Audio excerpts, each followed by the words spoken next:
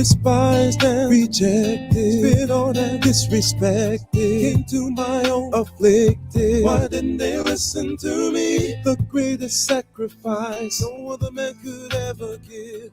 I gave my life and soul, knowing it would make you live.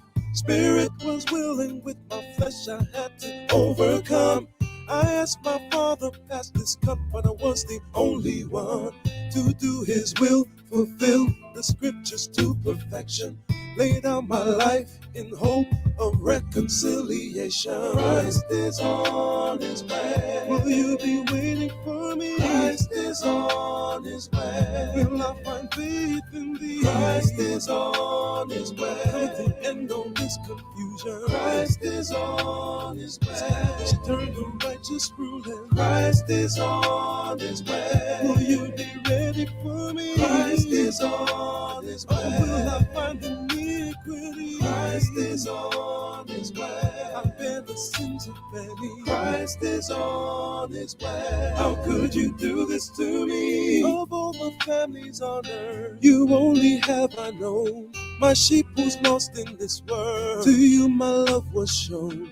I came to give repentance, forgiveness of your sins, to be a prince and savior, but you won't let me in. Instead you delivered me unto the enemy with all your blasphemies. How could you do this to me? Stiff-necked and stuck in your ways, you broke the covenant. You only got a few days before I make my judgment. Oh, forgive them, for they know not what they do. What they do, what they do. I will plead with them face to face till I turn them back to you. Yo, you thought I wasn't coming back? Imagine that, watch the sky crack when I attack. I held back the winds from the four corners. Now you were gonna watch my battle wax get bloody. No one above me to please them, to choose me, to bruise me, but nothing could move me. You refused me like you never knew me. I didn't have to do it when I carried your iniquity, your wickedly witchery. And you don't remember me, the whole world watched on my name. They lied, denied that I died, so they pierced my side. Now I will return to burn, to unlearn, but the whole world heard. But everything I do is for the Lord. If I breathe, I breathe for Christ. If I die, I die for Christ. No matter the price, understand it. I present my body as a living sacrifice. That's right. Repent, for the kingdom of the Lord is at hand. The coming of Yahweh is not. And He prophesied when He was going to be born and died. I hope these cats realize that there ain't much time. First and foremost is Satan holds post. Keep your guards up and close with the armor of the Most High. He's not a man that he should lie. I hate when we teach Jake and they walk on by.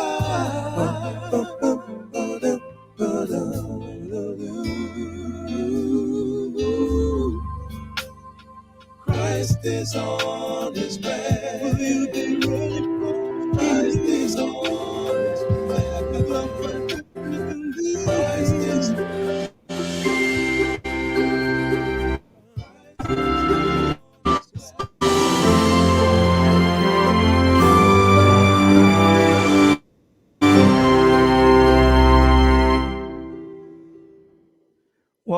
Welcome, everybody. I had to shorten that out because I'm too excited right now. I had to shorten that out. So I'm glad everybody is here. I know we're going to be having some people floating in, a little late. So, I'm glad you guys are here, man. I got this gentleman here that has taken some of his precious time to bring it to the village.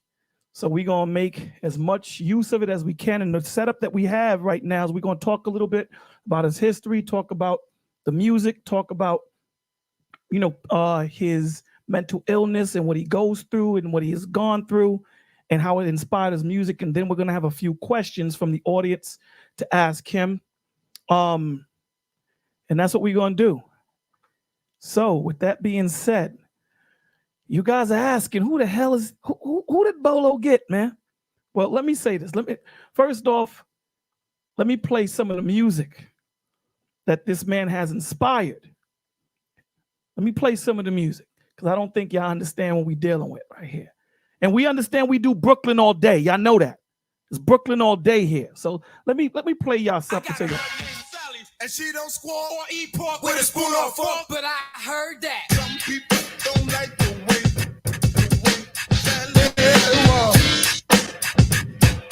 I don't think y'all guys understand who this is.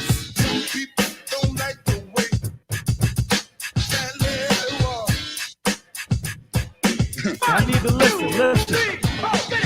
This story's funny. I met this girl and she had money in vast abundance. Google gobs, I mean redundant. Her eyes were hazel. This guy is purposely inspired so many artists to come out and to do what they do. And don't just start with just one joint. Come on now, you know how Bolo do. We talking about someone that's a pioneer in this. Here's another joint.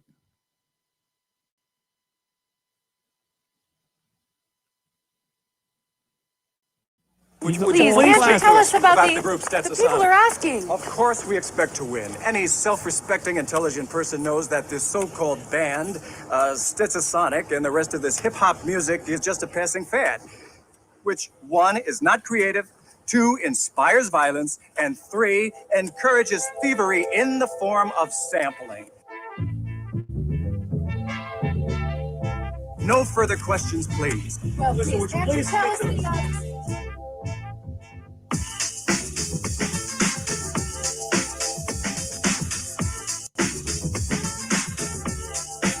Well, here's how it started. Heard you on the radio, talking about rap, saying all that about how we sample. Give an example. Think we'll let you get away with that? You criticize our method, or how we make records. You said it wasn't art, so now we're gonna rip you apart. Stop. Check it out, my man. This is the music of a hip. We got some more. This guy was very influential. This man, this brother, this pioneer, he was very influential in the hip hop era of when there was a lot of violence that was going on. He was very instrumental in this song that we're about to listen to right now. Here we go. Disco, don't close one more. You ain't guarding the door. So what you got a gun for? Do you rob the rich and give to the poor? Yo, daddy-o.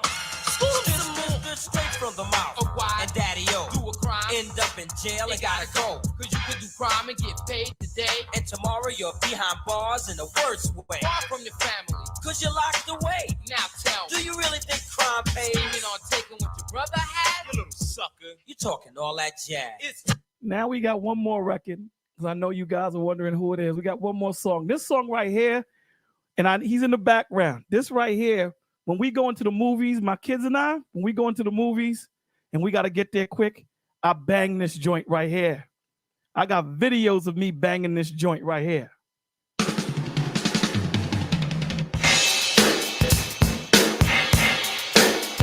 This is straight Brooklyn all day.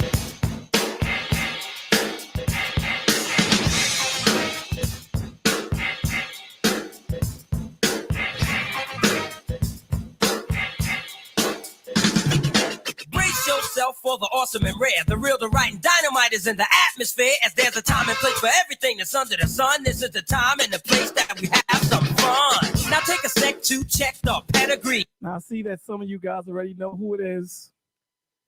We're going to bring up my brother, my man, Mr. Daddy-O. What's the dilly, yo? What up, son? I'm What up, son? It's Nah, Brooklyn. you know what it is. Yeah, you know what it is.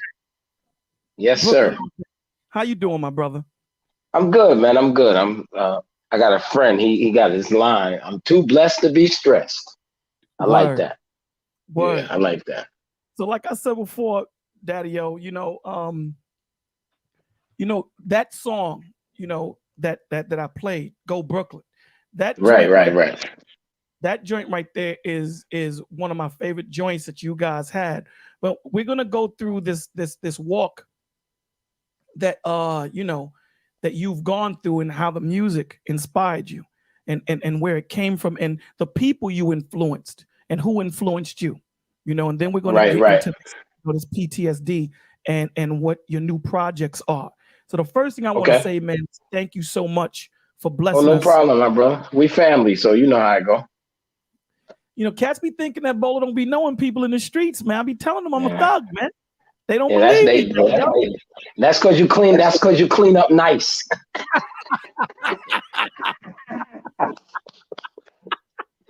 You clean it. Hey, take that from me, brother. You clean up very nice, brother. I'm telling them, man. I tell them, you know, I'm in the streets. These cats was doing it. They don't understand. I might be young, you know what I'm saying, compared to you.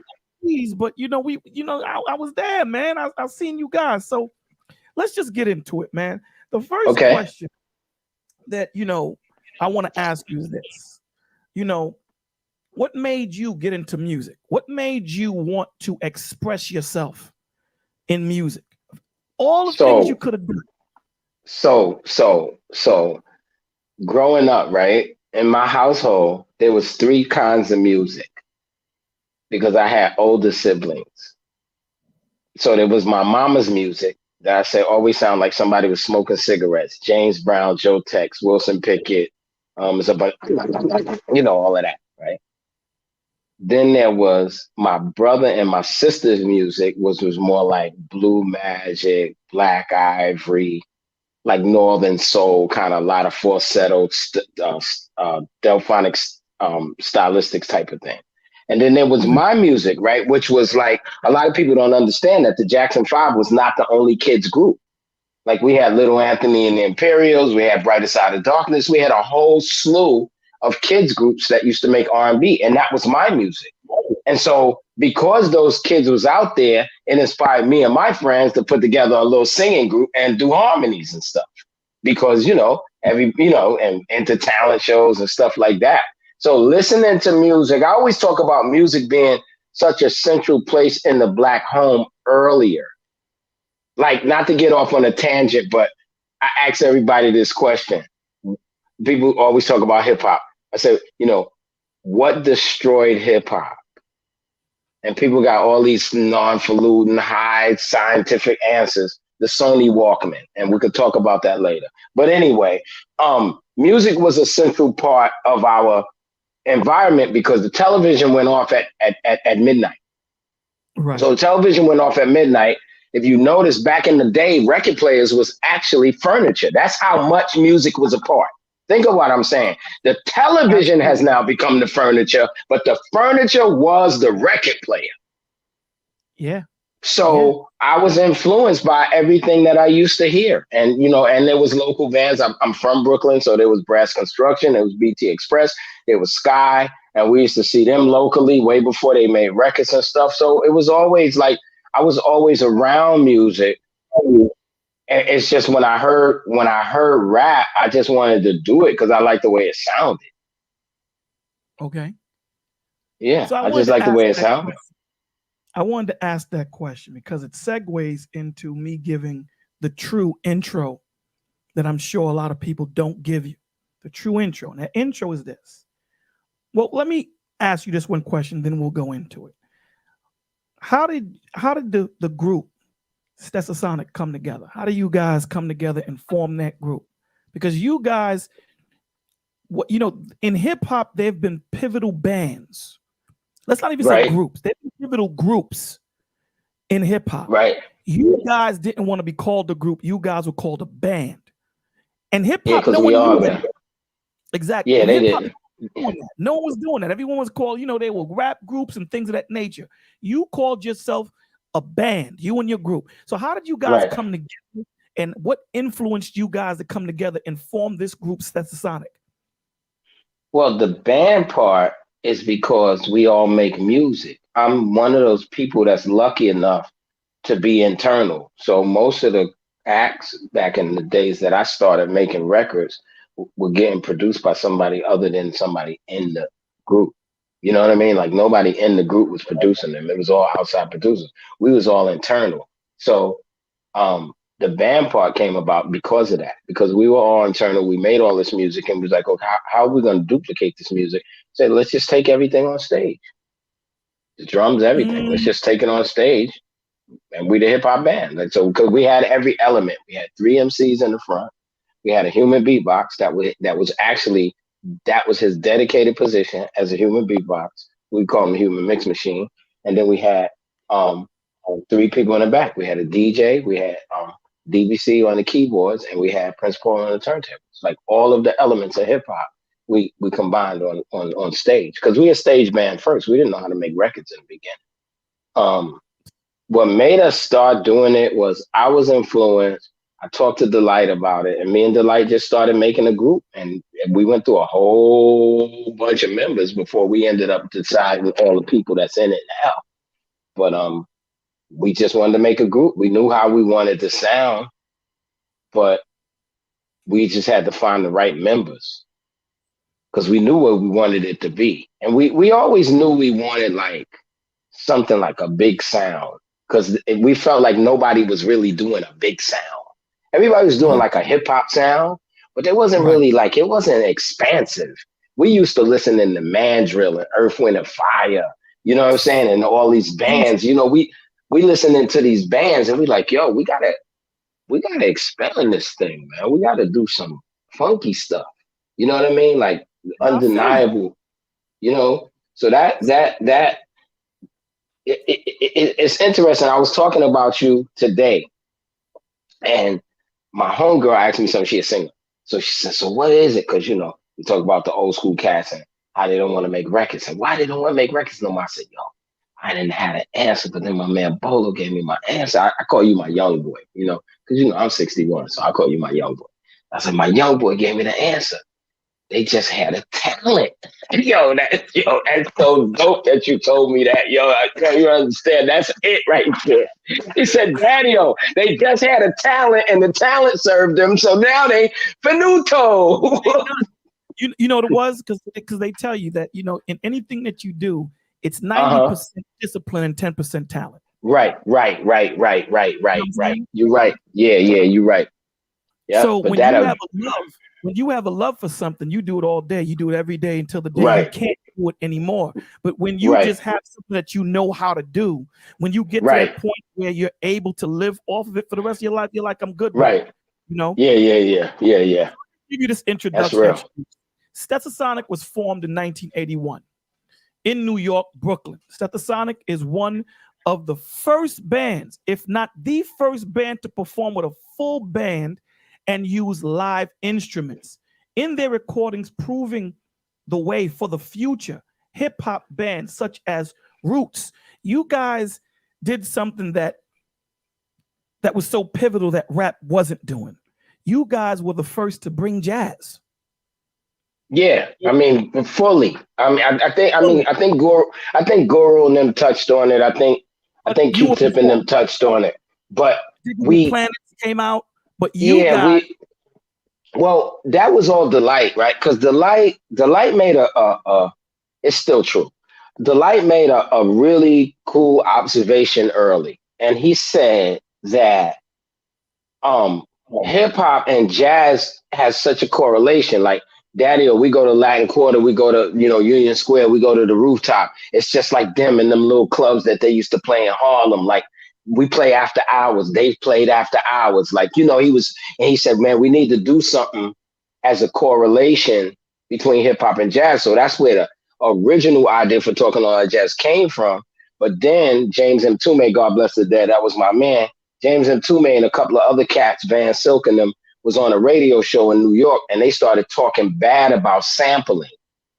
And I got tight. So I called the guys. I said, we're not going to do that talking. The name of the record was going to be Talking All That Jazz anyway, but it was going to be talking about the correlation between hip hop and jazz. I said, yo, I got it. I got it. It's going to be, you know, boom. And then the guys was with it. So, you know what I'm saying? So that was it. And then we was able to, you know, we were always able to experiment. That's one thing I thank God for, man. We were always able to like try new stuff where like some people were just kind of locked into what they was doing. That wasn't us. We would experiment with anything that we could. We see a new piece of gear come in the studio and we're like, what's that? It's like, oh, that's a flute horn that we got for these Irish guys that's coming up here. And we'd be like, can we see it? But you know what's so beautiful? The duality in that title, Talking All That Jazz. So not only were you using jazz to propel music, to propel hip hop to a different audience. Because you know what the mainstream didn't understand what hip hop is. something that was typically dead to a younger generation, when hip hop came, it revitalized it.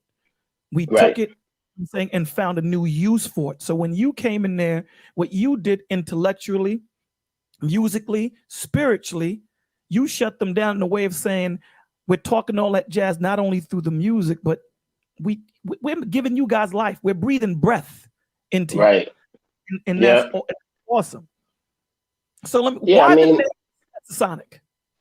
That's another delight thing. So we were taught. I used to sound like those guys in the Bronx. Yes, y'all. To the beat, y'all. You don't stop. Keep on. That ain't Brooklyn, baby. That's the way I used to sound. And I had a name. My name was Dr. On.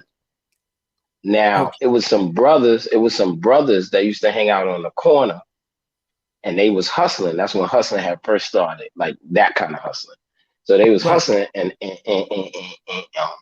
one day they seen me because I used to love music and everything. And I was starting to do it, but that's the way I sounded. And when they called me over one time, they said, "Yo, Kareem, come over here, come over here." I went over there, and then they was just like, "Yo, you be rapping, right? You be rapping, right? What's your name?" And I was like, "My name is Dr. On." They was like, "Yo, fuck that. Your name gonna be Daddy-O, and you're gonna run it down just like this. D to the A-double-D-Y-O. I go by the code of MC Daddy-O, and this is something that you must be told. You couldn't touch me with a sure shot pole, Daddy-O. Rhymes galore, MC Daddy-O came back for more, y'all. Now do it." And I did it.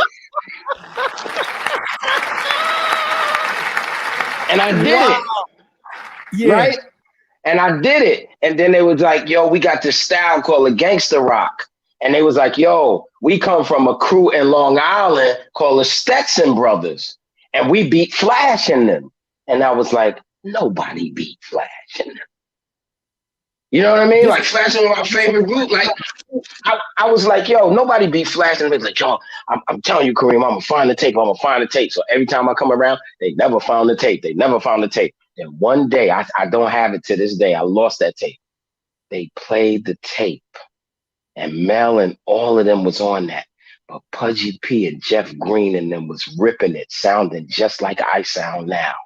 Ripping them apart with that style, because them niggas was still on that. It was a party, everybody was, and them niggas was like, Pudgy P, and I was like, yo, that's crazy. So they started hustling. So they told me I could take the name Stetson Brothers.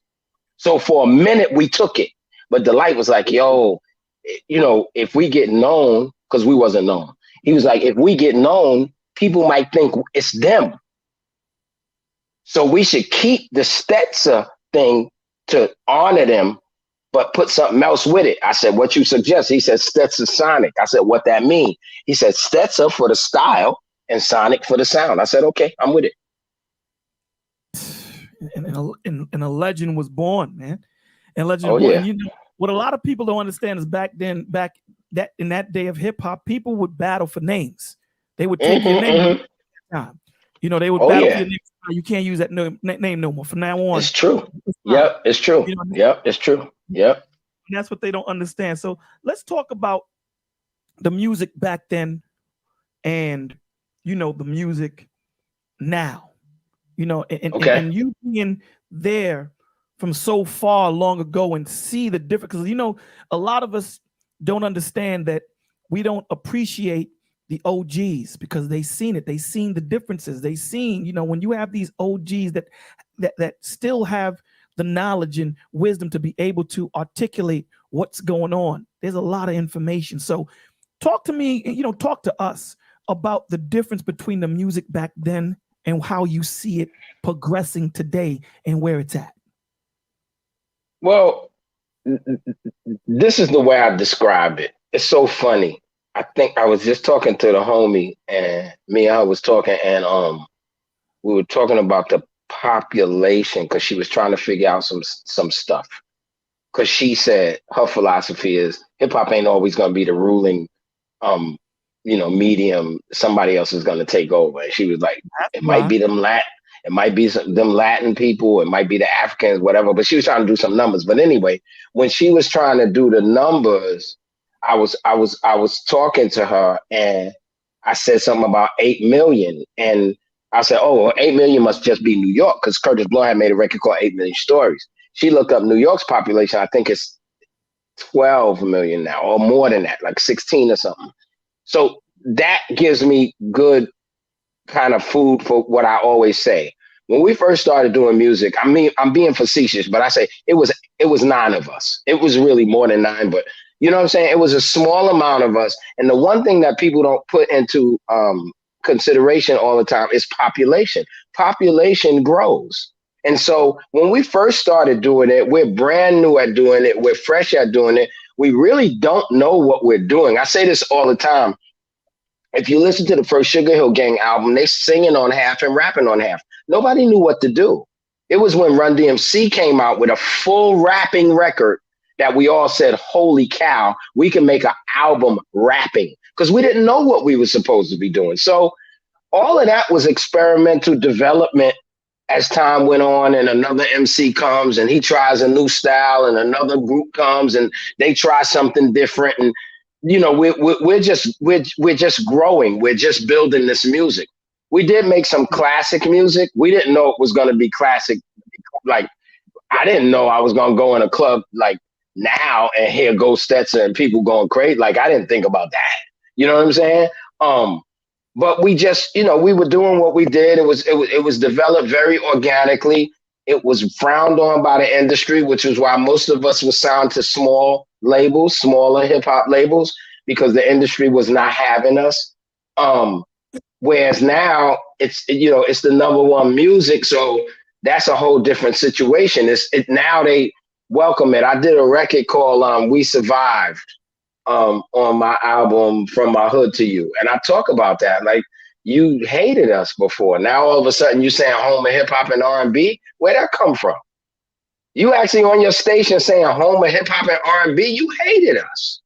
So, but it's more wide accepted. But then it's like, it's tough for artists because they have to fit in a certain format. And some of them make good records and fit in that format. And then some of the records are not so good, but they fit the format.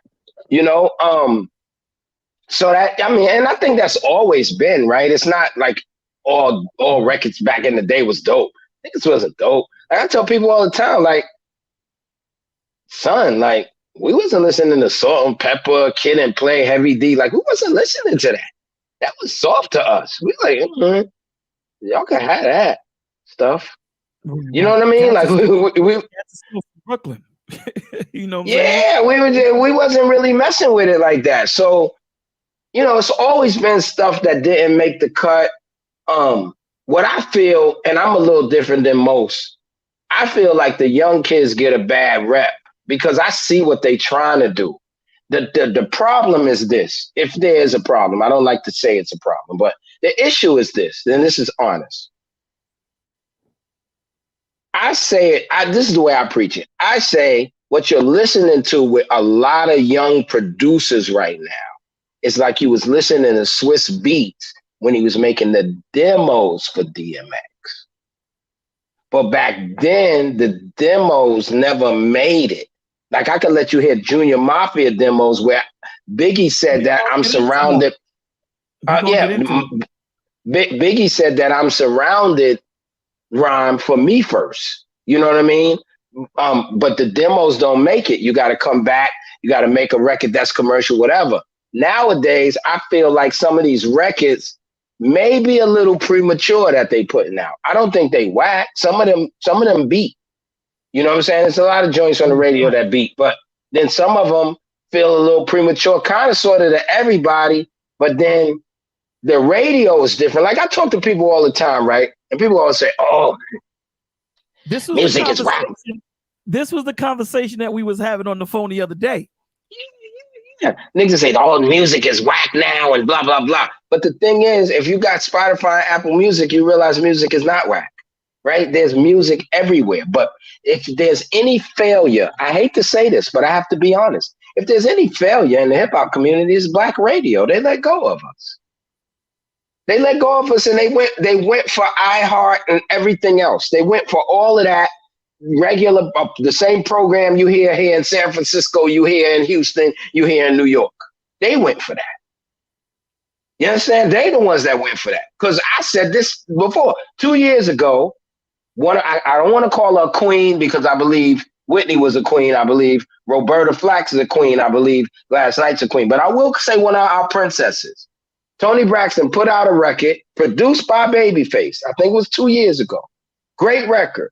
Never got played on black radio. I wonder why. It's Toni Braxton. It's Babyface.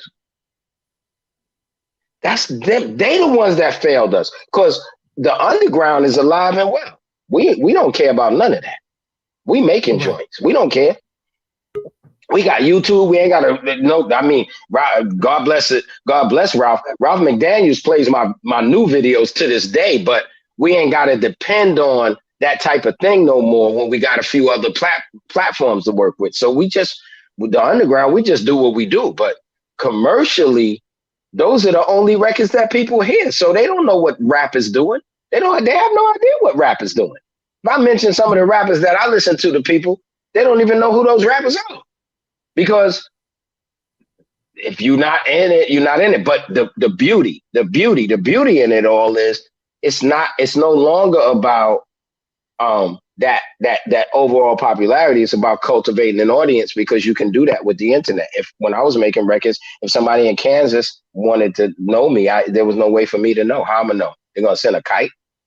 How I'm gonna know? Right. Ain't no way. Ain't no. Yeah, it's different because I could touch them. So I'm talking to them now. So now I'm talking to my audience. You know what it reminds me too? It's like here in the village, right? This platform that, the Lord blessed us with here is we're geared with mental illness, depression, PTSD. That's why, right. The 2 songs that we're going to play later, it's fire. But I'm listening to you and you're saying that the old school cats revered what they did. Right. And they didn't want to present it until it was ready. They took their time. They meditated. Well, because the example wasn't rap. See, that's the difference, right? Our example is, listen to the name of the groups: Grandmaster Flash and the Furious Five, Funky 4 plus one more, the Treacherous Three. Where they get those names from? They get those names from the Temptation, the Four Tops. That's where they get those names from. We were always following R&B because that's all that was there before us. We were following the greats before us. I tell people all the time, this is a proud Brooklyn moment. We only called it hip hop because they called it hip hop. Who's they? The Bronx. Because all we thought we were doing was an extension of the black music before us. That was me and Delight's whole thing. We felt we was musicians. We was just rappers. But we still getting ready to go in there and do the same thing Stevie and all the rest of them do. But we just going to be rapping. But we didn't care to call it anything. We didn't care to call it anything. It was black music to us. We didn't care. You know what I mean? And that's the point. That's the point in the beauty of the example that you gave. Because but the young boys is now only looking at rap. So who's their greats? Biggie, right. Tupac. No disrespect to Big or Tupac. I knew them both. I didn't get to work with Pac. Something happened with him, but I didn't get to work with him. But I got to work with Big, and they were good guys. They were good guys. They were great writers. But were they the end all be all? Like, they not somebody I would look at and say, oh, I need to study him and I could get nice. Like, he's a guy that has a nice style that doesn't even need to be copied. Let that stay. You understand what I'm trying to say? I'll copy Mel. I'll copy Mo D. I'll copy Cass, because it's a whole plethora of styles coming out of these guys. But I can't copy somebody from the 90s. It's not a plethora of stuff. It's just one thing. If you copy Snoop, you're copying one thing. Got you. You understand what I'm trying to say? So, was music a mental escape for you? I think it still is.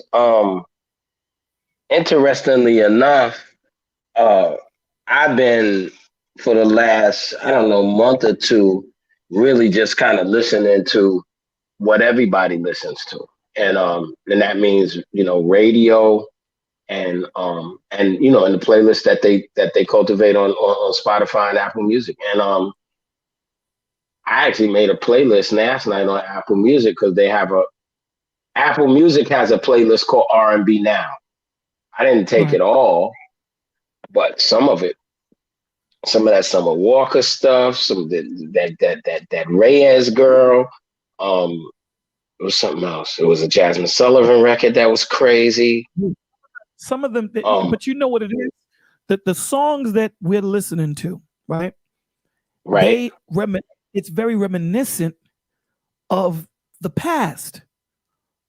Well, so when you're talking not some of it is, and some of it's not. There's some new things that they're doing. Like I'm telling you, this playlist I put together, there's some new things that they're doing. It sounds different. It's not the typical R&B sound that we're used to. They do something different. They do some really different kind of things, and I understand what it is.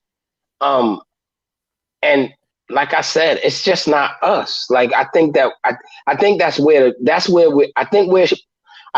we should draw the line is just saying it's just not us. You know what I mean? Like it's not us. Why you? So to kind of wrap that question up, why lately have you been listening to that type of music for the last 2-3 months? Oh no, I did that just to get in. I travel with these projects, and I travel to the West Coast for a project. I usually come and stay in a hotel room. I set up my studio. If the screen gets turned on, I'm HDMI and my stuff to the screen. I don't watch nothing that comes across broadcast. I'll listen to no radio. I listen to everything I want to listen to. I got speakers all over the room, Bluetooths all over the room, everything. But this time I said, you know what? Let me listen to the radio and see what's happening. And so I started listening to KMEL every morning. And I'm listening. And it's interesting because this is one area that doesn't have a syndicated Breakfast Club broadcast. They don't play the Breakfast Club out here at all because they got their own. Right. Yeah. Right. So let me ask you this then. Let me ask you this because you answered that. What do you think about the difference in the lyrical content of back then in the 80s when you guys came together? And even before you, when you were naming the Treacherous 3, Grandmaster Flash, so forth and so on, right? Till you. And then the 90s came, you had the Biggies and the Tupacs, and now you have what we have today. Can you tell me the progression and the difference in the lyrical content and what you think because you were there? Again, you got a smaller amount of people and you got a much harder barrier to entry, meaning, it's almost like a damn acting audition in the beginning. That's the only way I could describe it. The way I see, I've never been, well, actually I did go to a couple of auditions, but the way I see it on television, a whole bunch of people in the hallway studying lines, boom, only one or two of those people are going to get picked. Right. That's the way it was in the very beginning. Now, because the barrier to entry is not there, we can do everything right now. You and I could come here tonight, record a record right here in my studio, and I'm in a hotel room, record a record right here in my studio, go outside, turn my camera to the side, my iPhone to the side, shoot a whole video, come back on this computer, edit it in, I'm talking about all free programs, edit it in iMovie, and put it out the next day. So what do you think about the lyrical content? Like lyrically, I mean, that's what happens, right? So because of the fact that you can mass manufacture it, of course it's gonna water it, it's gonna water down. It's gonna be water because it's so easy to do and so easy to put out. No barrier in entry, so you don't have to have anything. I'm not saying you don't. I mean, there's a couple of things that's good. There's a record called, it's that record that Kendrick got caught out right now. That I hope I'm not too late. Get my feelings straight. I mean, not to get my feelings, to get my demons straight. That Right. record's dope as hell, B. That record's dope. You know what I'm saying? So sometimes they talk it. You know what I'm saying? Sometimes they talk it. I like some of the talking in some of the records, but ain't no complication in it anymore. And that could be due to audience as well. You know, it could go back to that whole. Explain Yeah, that. it could go back to that whole thing that Jay-Z said a line that he would want to be the Cold Crush and all of that, but they wouldn't accept it.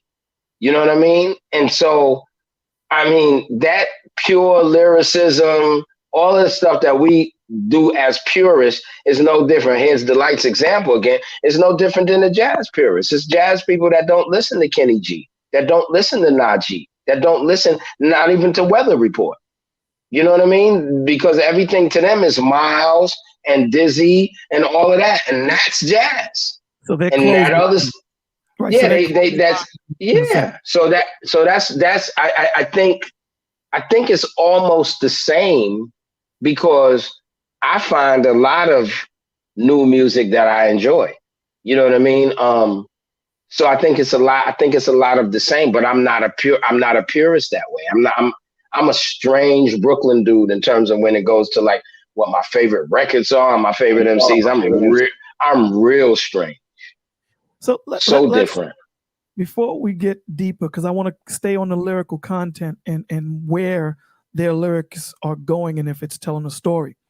I want the people to know, because I don't think they know some of the people that you've worked with and some of the artists that you actually had a hand in their career. So I'm gonna name a few. Okay. And you tell me what comes to your mind. Okay. De La Soul. De La Soul. I remember De La. The fun fact: De La Soul gets their name from a Stetsasonic record called Rock De La Stet. We did a record called it was the B-side to our first single. It's called Rock De La Stet, and they got that name because De La was Paul's little friends that used to come hang out with us in the studio. You know, dedicated, man, real dedicated brothers, man. You know, they're very serious. How did you guys have a hand in their career? So Paul produced the whole thing. My DJ produced the whole thing, and then he made this record called Plug Tuning, and he brought it to me. Ooh. And he said, "I don't know what to do with it. I don't know nobody." First of all, he said, "I don't even know if this is good. Is this good?" I was like, "This is amazing." And he was like, "Well, I don't know what to do." I went out and I had a bidding war over the weekend. They were signed over the weekend. Wow. Yeah. Wow. Okay. Yeah. I'm gonna throw another name at you. Junior Mafia. Junior Mafia is a group of people that my partner, he's still my partner in the sense, and my partner Rivera had an idea to put together a group. Biggie used to hang around the neighborhood with these little boys, and they used to run the neighborhood. It was ill. I used to see them. It was so cute to me. It's so negative, but it's so cute. They used to all have these bubble vests on, right? And they had the Boy Scout number 666 on all their bubble vests. And they just running around the neighborhood and looking like the Fat Albert kids, because Biggie's technically bigger than all the rest of them. You know, right. And he says, "Man, I want to do a record called, you know, with this Junior Mafia thing." And I said, "Who?" And he said, "Them guys, like season all of them, man in them that be with Big and them." And he was like, I was like, "Can they rap?" He said, "D, I don't care if they can rap." And he do got this girl, Kim, she could rap. But I don't care if they could rap. We just gonna put the plan together. And that's what we did. First time we tried to take Junior Mafia in the studio, they was hiding. They was on 4th Street hiding. Me and her in the car, and C's and them pulling back like this in the doorway. You're like, "Yo, C's, yo, man." Okay. They ain't want to run. Talk to me about MC Light. There's a little story. There's a little Light. Light's a one of a kind person, because Light is a girl that really had to hold her own in a very, very, very male dominated Absolutely. industry. So she's definitely a very one of a kind type of person. I wasn't around when she first started. I did work with her on her first record, but I wasn't around with her when she first started. And Okay. I don't know what inspired her, but she was from the time I met Light, she was as good as you know her to be now. Like she was Well, good and when I met her. Like Light was on a different level. What made me paper thin? Because one of the yeah, members. but when I met her. I met her at that level of talent. When I met her, she was that good. Already there, especially when she was going back and forth with Antoinette. Talk to us about Audio 2. And for those of you that don't know who Audio 2 is and all that group, MC and my people call me Milk. When I'm up in a party, I feel no. Talk to us about that. You had a hand in that. So the Audio 2, the Light was staying with me in Brooklyn. Red Alert had a Tuesday night at the Latin Quarter, and the Light used to always come back to the crib singing this record. And grapes are sour. And I was like, what the hell are you singing? And he's like, yo, it's this group. I was like, is it a rap record? And he's like, yeah, it's kind of rap, but it's kind of not. So one night I actually went to the Latin Quarter with him and I heard this group, Audio 2, that had this record, I Like Cherries. And I said, this is brilliant. Because the boy Giz was like talking and Milk was rapping. I liked it. So we had a release party for our album. That was the first album, On Fire at the Palladium in New York. And, pretty much the whole hip hop generation came out. So Light came, everybody came, and Milk came. And when I met Milk, I said, yo, if you ever need somebody to produce you, I'll produce you. And he ran all giddy back to his father.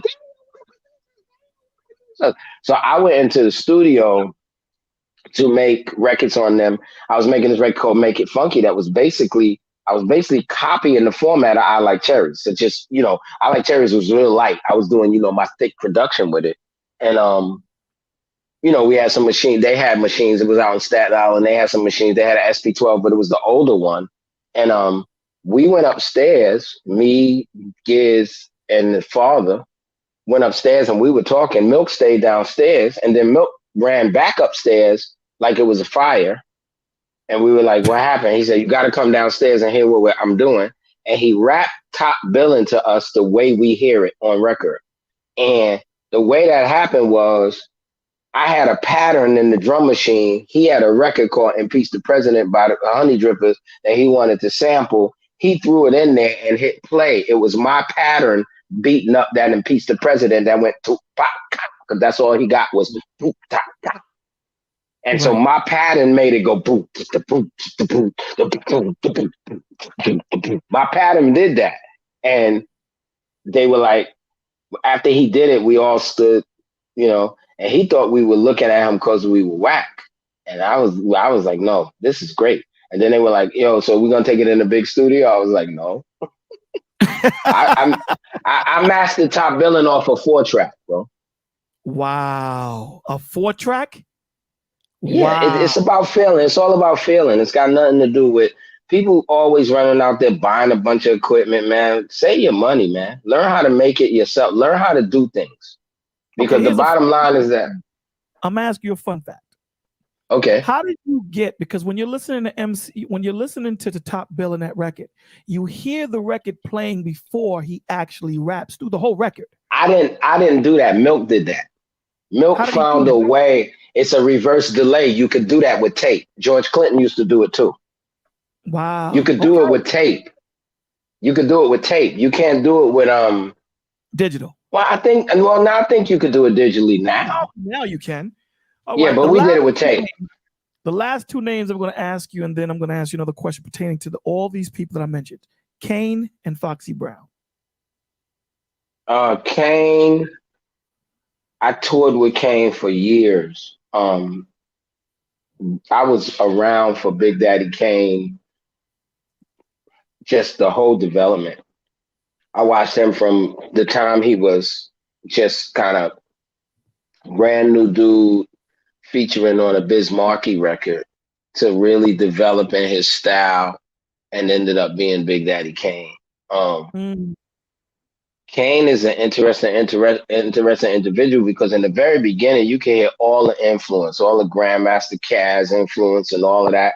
But once he got into his Grizzly, you can't hear nobody but Kane. You hear nobody but him. I mean, you never hardly hear people say, "Oh, Kane got his." You never hear nobody say Kane got his from so and so. He might tell you Caz, Mel. He might tell you that, but Kane sounded like Kane. Like he just owned it. He really, he went into a mode, man. He got a. I don't know, man. If there's, I'm trying to figure out if there's anybody that's ever been Big Daddy Kane, because this is what I remember. I remember most of the time cats didn't really want to make records for chicks because they hood card would get pulled if they was on some lovey-dovey. But Kane was one of the few people that if you go to a Big Daddy Kane party, brother, if you're trying to get a date, if you're trying to get a date, yeah, that's the way to go. That's the way to go, bro. So someone and I'm talking about every thorough dude is there too. Like I'm not talking about punk dudes. I'm talking about straight thorough. Come on, son. They're gonna go where the chicks are.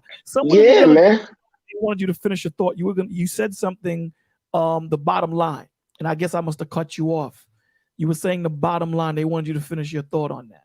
I don't know what we were talking about, and I would. I don't know where that. If they could find out where I was at with the bottom line, I'll remember it.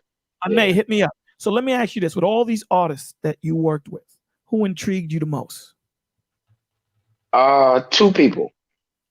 One is Jeffrey Osborne, because I produced a record on Jeffrey Osborne where I played every instrument and I wrote the whole song. So it's all me. And he came and did it in one take, and I was crying like a baby. Because this is Jeffrey Osborne that I work with at LTD, not work with, that I listened to as a kid, Love to the World, Love Ballad, all of those songs, And this is Jeffrey Osborne singing my song, and he knows it. He's not using a piece of paper. He knows it by heart. He cuts it in one take. Amazing. Wow. Amazing. Who's the other?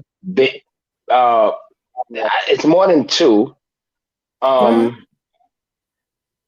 would say the other one is Gene Barge. He's now 94. I did a record with Gene Barge.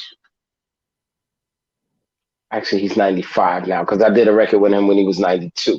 And I found out later on, for years I've been saying that this Pigmeat Markham record, Here Come the Judge, is a rap record. For years I've been saying that. Because Pigmeat Markham, I used to have it 45, I'm so mad I don't have it anymore. It goes, hear ye the quarter swing. I'm just about ready to do that thing. I don't want no tears. I don't want no lies. Further on, I don't want no alibis. This judge is tipped, and that ain't all. He'll give you time that's rap. Yeah. And that's the 60s, right? So I always thought that was that. And then I found out I'm making a record with Gene Barge and Chuck D and Gary U.S. Bonds. And I find out that Gene Barge actually produced Here Come the Judge. And he said, no, Daddy-O, it wasn't only that. And then I'll tell you why it was impressive working with him. He said, no, Daddy-O, it wasn't only him. He said, Rufus, who's that? Rufus Thomas that did that? He said, Pigmeat Markham that did that? He said, he wasn't even one of the good ones. He said, they was all rapping, Daddy-O. He said, I used to have a guy come here and he tap and rap.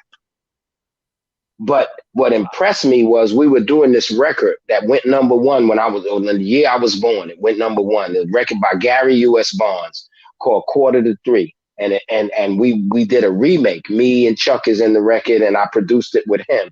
And watching him produce as a 92-year-old man was the most amazing thing in the world. I remember one time he told the drummer, man, he said, man, you corny, man. Why don't you sit this one out, man? Why don't you sit this one out, man? Just listen. I just want to hear the horns and the piano and the bass play, man. You corny, man. Wow. Yo, this dude was so offended. This guy had to get his chops together, man. you know. Okay, But it so was let me ask, dope because I'm watching him do all these arrangements, like with horns and vocals. It was just amazing. so let me ask you this: what advice or life-changing moment did a artist give to you that influences the course of your life now? There's a few. Um, there's a few. There's a few. Uh, Melly Yeah. Mel. What did Melly Mel tell you? Melly Mel, when I got, because you know we got our deal through a contest. Melly Mel, when I got off the stage, he gave me props and he says, "Daddy-o, you do it just like I do it. You give 50% to the crowd and take 50% for yourself. You'll never go wrong." And I've always Wow. used that rule, and I've never went wrong. Never, ever. Wow. Let me see If who else. to the audience and 50% to you, that Yeah, yeah. yeah. Yeah, because you know we get twisted, and Come on especially with- now, people get so selfish they think they're making music for themselves. Like Right. what? You'll never lose yourself, but you'll always stay true Yeah, to the audience. That's exactly. awesome. My son put me on to this cat. Okay. I would hear his music, but I really didn't pay attention to it till my son said, "You need to listen to this, Pops." His name was Juice World. Yeah, I love Juice WRLD. We I just started, did a record. Actually, we're doing a record. It's almost finished. That song is doing a record called "Fallen Soldiers" right now. It's dope. It's real dope. so let me ask you a question because I listened to this dude's his music, and one Mm-hmm. particular song, "Wishing Well." This Mm-hmm. young man was crying out for help in his music. You listen to Absolutely. it, crying out for help, and I'm Absolutely. listening to the people of this particular genre of rap, and I'm listening to their music, and it sounds to me, and I want you to check me because you know you the OG. It sounds to me like it's hurt music, It not is. music what I went through and where I came. No, no, no. It's all pain music. And this is the premise of my Self-Destruction 2 project that I'm working on. I want the young kids to come through and bleed the pain. Because here's the deal. Your son has the right answer. He's got the right answer. Because the right answer is getting you to listen to Juice WRLD. The right answer is not getting him to listen to Juice WRLD. The right answer is that we need to know that they are hurting. I just told somebody that it's bothering me. I'm getting to the point of almost tears every day, the way they demonize these kids. These kids are not demons. They may be following demons, but they are not demons themselves. And it's hurting me now. And it's hurting me because they're bleeding, but the adults don't hear them. You wouldn't have heard them if your son didn't say, "You need to listen." Yeah, he when I heard it, my son, you know, when he played it for me, he said, "Pops, listen to it." Right. I'm like, come on, when he played it, I cried, bro. Yeah. I cried. You know, Yeah. and I'm listening to it, and I'm like, yo, this dude, it's a young man. If you listen to the lyrics, he wasn't bad at lyrics. The guy was good. Right. To be able to articulate yourself and let Mm-hmm. them know exactly how you're feeling, that's not no easy feat because there's a lot of people. When we look at hip hop and the balance of lyricism, you have some cats that was corny, like you know. Again, you know, I Yeah. don't want to take away from people that added to hip hop, but you have a Rob Bass. Lyrically, he wasn't top tier. He's sitting in the basement. But when you listen to this young man who tells you exactly what he's feeling and telling you, and there's nothing that you have to imagine. He's telling you what it Right. is, you know. Right. So, question: you have the power to influence new artists and people in general. How do you pour positivity into the community? The young boy told me that you gotta put the medicine in the candy jar, Unc. And that's what I do. Talk to me. What does that mean? Break it down for I us mean, again. it means that I gotta let them know that it means I gotta let them know I relate to them. It means I gotta let them know I know where they coming from. I understand the pressure. I see what it is. I know why you on the block. I see why you carry a gun. I know why you probably pop, pills or whatever. Like Right. I gotta explain to them that I know who they are, right? And then I Right. just tell them who I follow. You know who I follow, bro? You know who I follow, Bolo? Talk to me. My leader, right, was with his crew one day, and they walked past a fig tree, and the fig tree didn't give my leader fruit. So my leader cursed the fig tree. The guys that was with him thought, oh, maybe it was a little magic trick or something. When they come back, it's gonna be, the figs are gonna still be there. When they came back, the fig tree was still dead. You don't serve my purpose, man. You need to move aside, man. There's only one representative, man, of true life, man. There's only one real gangster, man, if y'all want to talk about it, man. It's Tell me Jesus that. Christ, man. He the only one. He the only one that talked that, man. You know Come what I'm on. saying? He talked that, man. He talked that, man. We turning over tables over here, man. You heard me? Like, that's what I'm saying. Like, I'm trying to explain to them what you're trying to get, the Messiah has. Talk that. I get it. I'm from East New York. I'm from East New York. I got that. Listen, man, I was 15 years old carrying 2 guns, man. Jumping the turnstile. Now, carrying 2 guns is one thing. Why was I carrying 2 guns and jumping a turnstile? Because you from Brooklyn.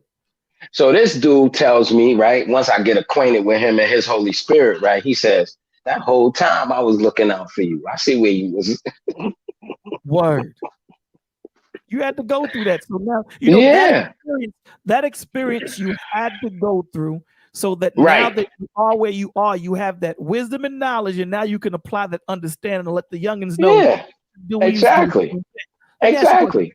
When again, I'm going to ask you, I'm sorry that, we see in your age, you see in my age too, but when did you see the painful decline in the youth of in mental health, in the youth's mental health? Did you see that turn?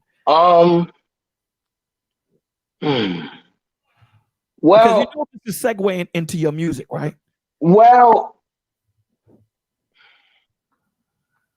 I guess if I was to ever think, I never thought about that. So that's a good question. You cats be arguing all the damn time. I'll be listening to you and my brother when we be on the phone. Y'all arguing about everything else. I'm glad I stumped you. Go ahead. When did you see the painful decline in the youth's music? I would probably say around that. I don't know if crack came before latchkey or latchkey became before crack. But I tell people all the time, I could not be in my mama's house if she wasn't there. I had to stay with Miss Hortense until she came home. Village. Latchkey wasn't a thing in my community. It wasn't. You don't go in my mama's house and you just there by yourself. What you gonna do? Go through her stuff? No, that's not happening. Elders are missing in the community. Hip hop especially. This is where I get in trouble. They hate Daddy-O because I say this all the time. Juice WRLD's your kid, Roddy Ricch is your kid, Kodak Black is your kid. What are you doing, Dad? And they get mad at me because, no, that's your responsibility because it ain't Kenny Rogers' kid, and it ain't Bob Marley kid, and it ain't Bon Jovi kid. It's your responsibility.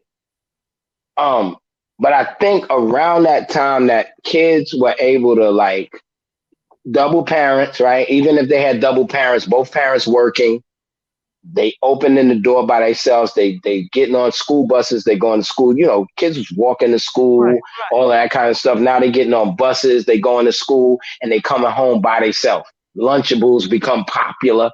They now you got these stacked processed meals and all of that kind of stuff. It happened when the parents began to be absent, however that was. Because I think in the suburbs it would probably be different than in a crack infested community. But the result is the same. It's the same, right? Yeah. Because the parents are not there, regardless of whether it's crack or you went to go to work. Yeah. At the end of the day, it ends up being the same thing. Okay. Yeah. It seems to me that music, what do you think? Where do you think, if you had to pinpoint where you think the next 5 years of where hip hop is going? Because you know the younger G's got it now. They got it. Well, I have great hope when I hear music. Period. Um, it's just an issue of development. I don't know what it's gonna sound like. I know it's gonna be great. You know what I mean? I don't know what it's gonna sound like, but I I'm inspired by a lot of young artists. You know, a lot of today's artists, and I see where they're trying to go with it. We'll see how long conceptually like ballad-ish type of records make it, you know. Right. You know, like late at night or I will wait for you. You know, because that's where it's all kind of headed right now. It's like Right. it's all that kind of stuff. And even though the guys try to throw a couple of tough lines in there, they're still begging and pleading, right? They all keep sweat right now. So we'll see how long that's gonna last.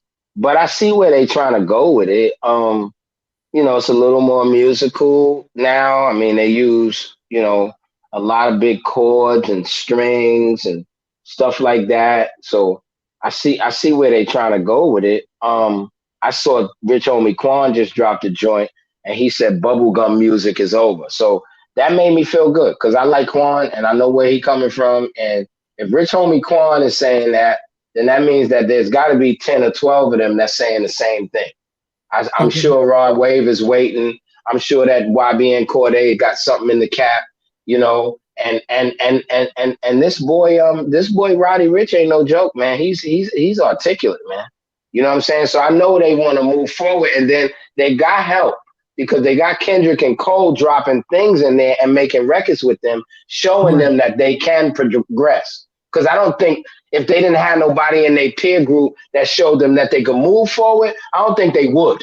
I really don't. Absolutely. But then when you take a guy like Kendrick and he puts Kodak all over his album, right, it's gonna help Kodak, bro. There's got to be an influence. There's got exactly. You know, and that's what we talk about here all the time about, you know, knowing who you're pouring into and the people that you have around you, and you be the influence, not them being the influence of you. Exactly. Exactly. The children nowadays are exposed to so much. How are you to get through the layers of disrespect to hand them fatherly wisdom? How would you do that through the music? Because we're gonna listen to one of your songs that you're doing. Okay, I'll tell you. Here's the first thing. Honestly, talk to me. No disrespect to nobody in life. All right, you gotta spit fire, man. That's the first thing, man. You gotta be nice, man. You just gotta be nice. Listen, man.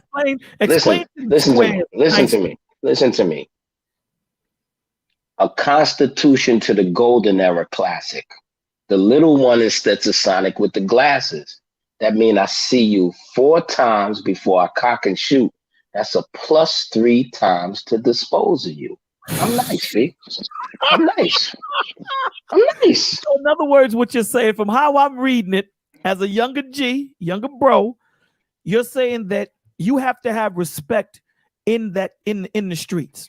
You gotta scorch them. You have to scorch them a little bit for them to say, "Oh," because they be thinking they doing it until they run up on somebody like me and they be like, "Oh," because I'm a student of Melly Mel and Kaz. What do you expect? You expect me to stay here and let you just talk? No, I'm in a battle rap crew, bro. I'm in Team Hami. Like, no.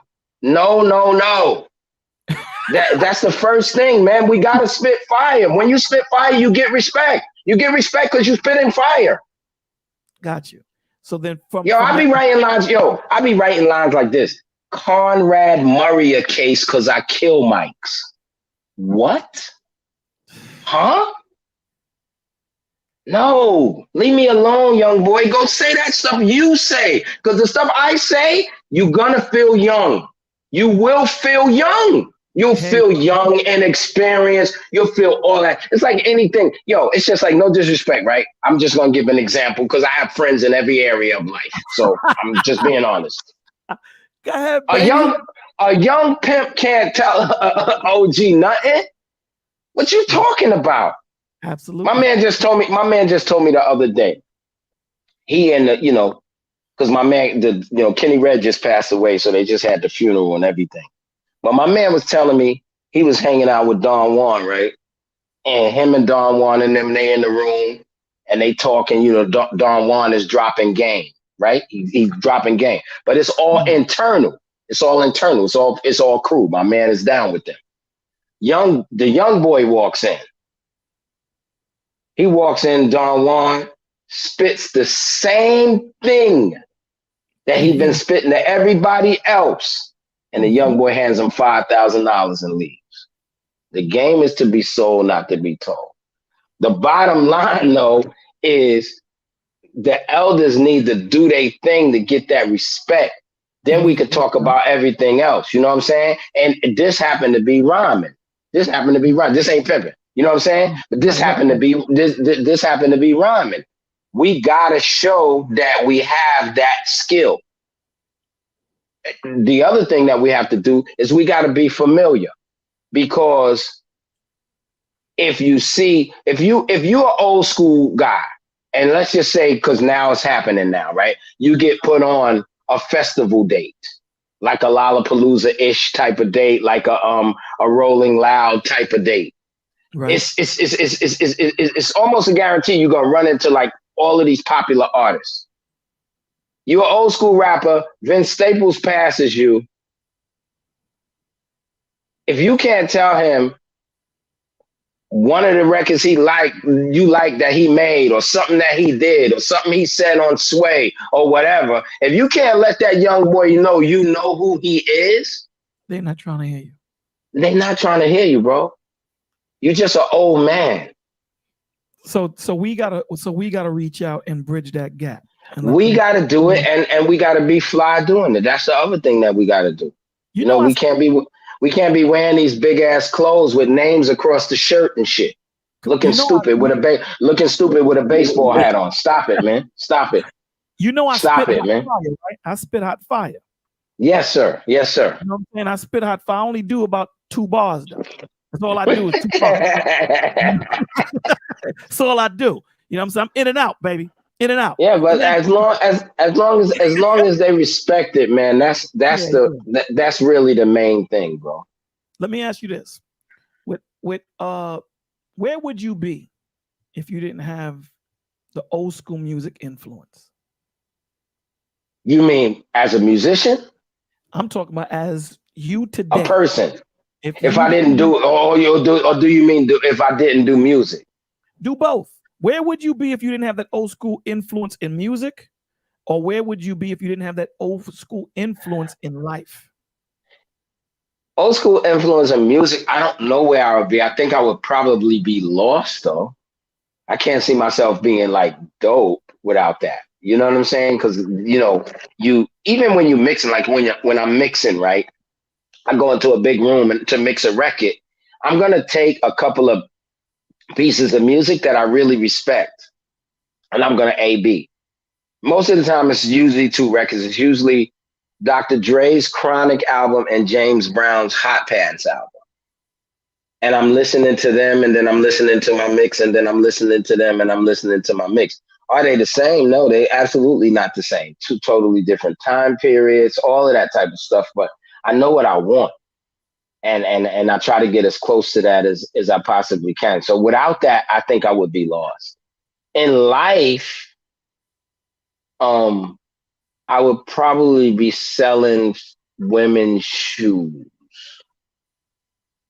Yeah. Either that or glasses. Okay. What elder outside of your parents turned you from a dark path? I probably start off with Bishop McKinley. He passed away, but Bishop McKinley at Elam International in Brooklyn, I think definitely them. I mean, I like I got a three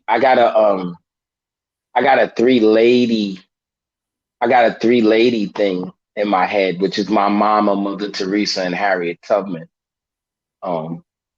Can't go You know, wrong with that. yeah, there's some styles about that, the stuff that they did that just kind of crazy. Um, you know, the block was always straight for me. You know what I mean? Like they Right, right, wasn't right, never trying to see me. They never wasn't trying to see me in the street. They ain't know I had them guns. If they would have knew I had them guns, they would have took them from me. right. But see, that's why the village is so important. So let me Yeah, they ask you would have this: took them. what influenced you to make PTSD and mental illness? Um, so I noticed that, and then I'll tell you about my personal experience. But I noticed that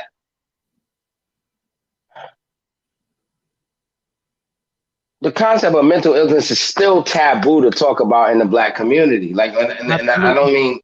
I don't mean taboo. That's one thing, but the still is the part that kind of gets me, right? That it's been all of this time, and we know people were messed up, and we done had brothers, sisters, aunties, uncles that's been in the military, and we done seen this veteran thing. We done seen it all, but we still don't talk about it. So that was one. And then um I've always felt weird about not getting any training after slavery. That's always been weird to me. Right? It's like you do all of this shit, right? And then you say, I'm free. You don't send me to nothing. You don't send me for nothing for the damn things on my back. You don't send me to nothing. You just say you free, and then you still fucking lynching me. Like, whoa. So I'm saying, and that's what I talk about in the record. Like, that's no different than me growing up around this gunslinging and then hearing a firecracker outside and grabbing my gun. Oh, so what And you're I'm doing is all, you're making a comparison from being let go of slavery opposed to let go of the gun it's the violence. same thing. Okay. It's so weird, like how we just stuck. And so I said, man, honestly, you want to keep it a buck, and I know some people might argue with me. You know, Black folks been in a continuous cycle of PTSD. You know, now it's starting to Right. be everybody. Now it's starting to be everybody, which is crazy. But now it's It starting to is. be everybody. But you know what I'm saying, like that kind of thing. So I made the PTSD record just Right. based on that concept. I was not gonna do no album. Okay. But So this was when I made the PTSD record, I said, but there's other stuff. And then this is what happened. PTSD, I sample LL Cool J because there's a record LL Cool J has called Get No Rougher. Whenever I need letters, I get it from that song because he says every letter clear. So I've done other records with using him too. oh, so Whenever I that's want to LL spell, saying that's yeah, yeah, LL saying, yeah, "Hey." yeah. Okay. Anytime I want to do that, I do that. So I did it, but my partner Lion, who is also he's my partner in the label, but he's also the producer on the track, was like, "Yo, that sounds like Well, he said it sounds like Ecstasy It does. from Houdini. That's what I So thought he too. calls Ja and asks as if Houdini would do it. And Ja didn't really dig the record too much, but he did help me write Mental Health. He didn't write any lyrics. He told me how to do the record. He said, but you know what's ill, Daddy-O? Mental health is ill. And we stayed That's on the phone for an hour talking about mental health. And then he told me how to write this song. He was just like, you could talk about it, but in the hook, you don't want to be sad too. He said, you don't want to be sad in the hook and sad on the verses. got you. So that's where that whole all my mind, like I gotta get out. It's that type of thing. It's like, leave it, like kind of leave it, escape Like on kind that, of putting your head on that under the hook. water, because kind of like putting your So head under the water and coming up for the breath. yeah, On the hook. so I Okay. did the PTSD record, sounded good to me. I It's did the bang, mental health record, sounded good to me. So I said, bang. you know what?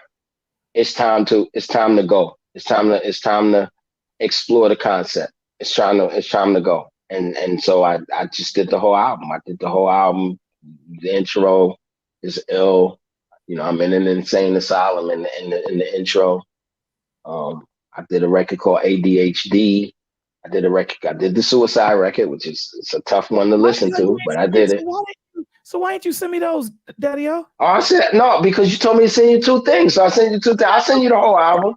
Yeah, so let me play the PTSD so the people can hear what's going on. Okay. Because again, like I told you, our channel, we this is what we're based on. You know, we're based on Okay, cool. mental illness. So let me play this so the people can hear that he still got it. This is PTSD. It's easy to see that your mind should be free.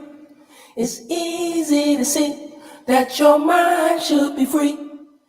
Easy to see that your mind should be free.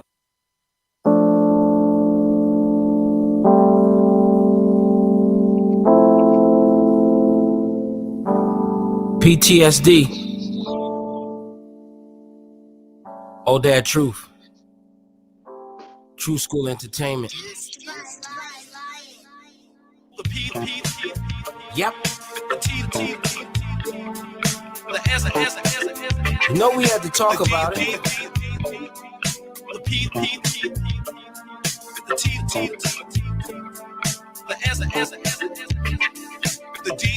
Alright, here we go. I had a fight with a cop just a week ago. It was winter in New York, round 3 below. And I ain't even gotta tell you it was plenty snow. He threw a blow, I threw a blow. It all started when he yelled and I flashed back. Maybe East New York, maybe Iraq. I hear yelling and something make me wanna snap. The doctor gave me pills, but I gave them back. They say I'm sick in the head, I need therapy. That I'm a danger to folks, a danger to me. Run around jumping every time I hear a sound. That remind me of the life I had before right now. Bullets popping, bodies dropping, death all around. Beat, battered, and butchered, some was even drowned. They say I got a condition, but unbeknownst to me, my condition had me foolish and fighting police.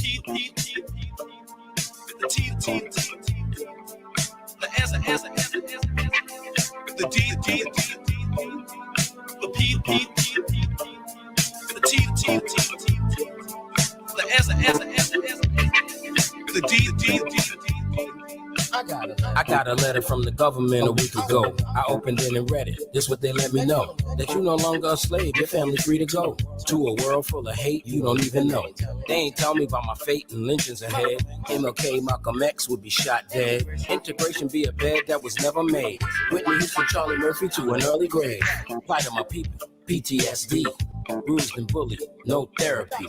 Chopped and uprooted, made the work for free 400 years ago, it's still affecting me. If we can say through Adam, all were born in sin, somebody is responsible then.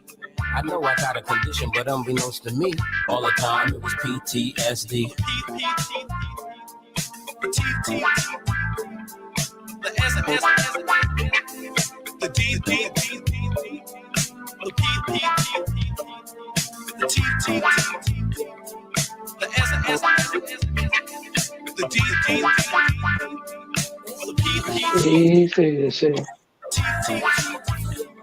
Hey. Hey.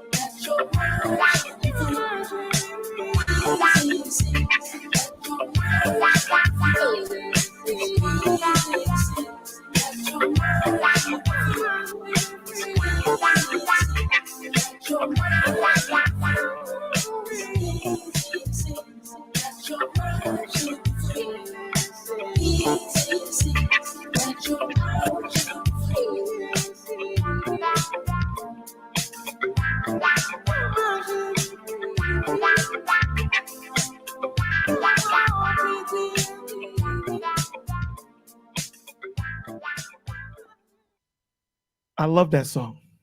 That junk bumps, man. The record bumps, B. I love that song. Thank you, And sir. I told you, before we came on, that song, when I heard it, I was like, this song, not only it's, and this is no smoke blowing up your behind, man.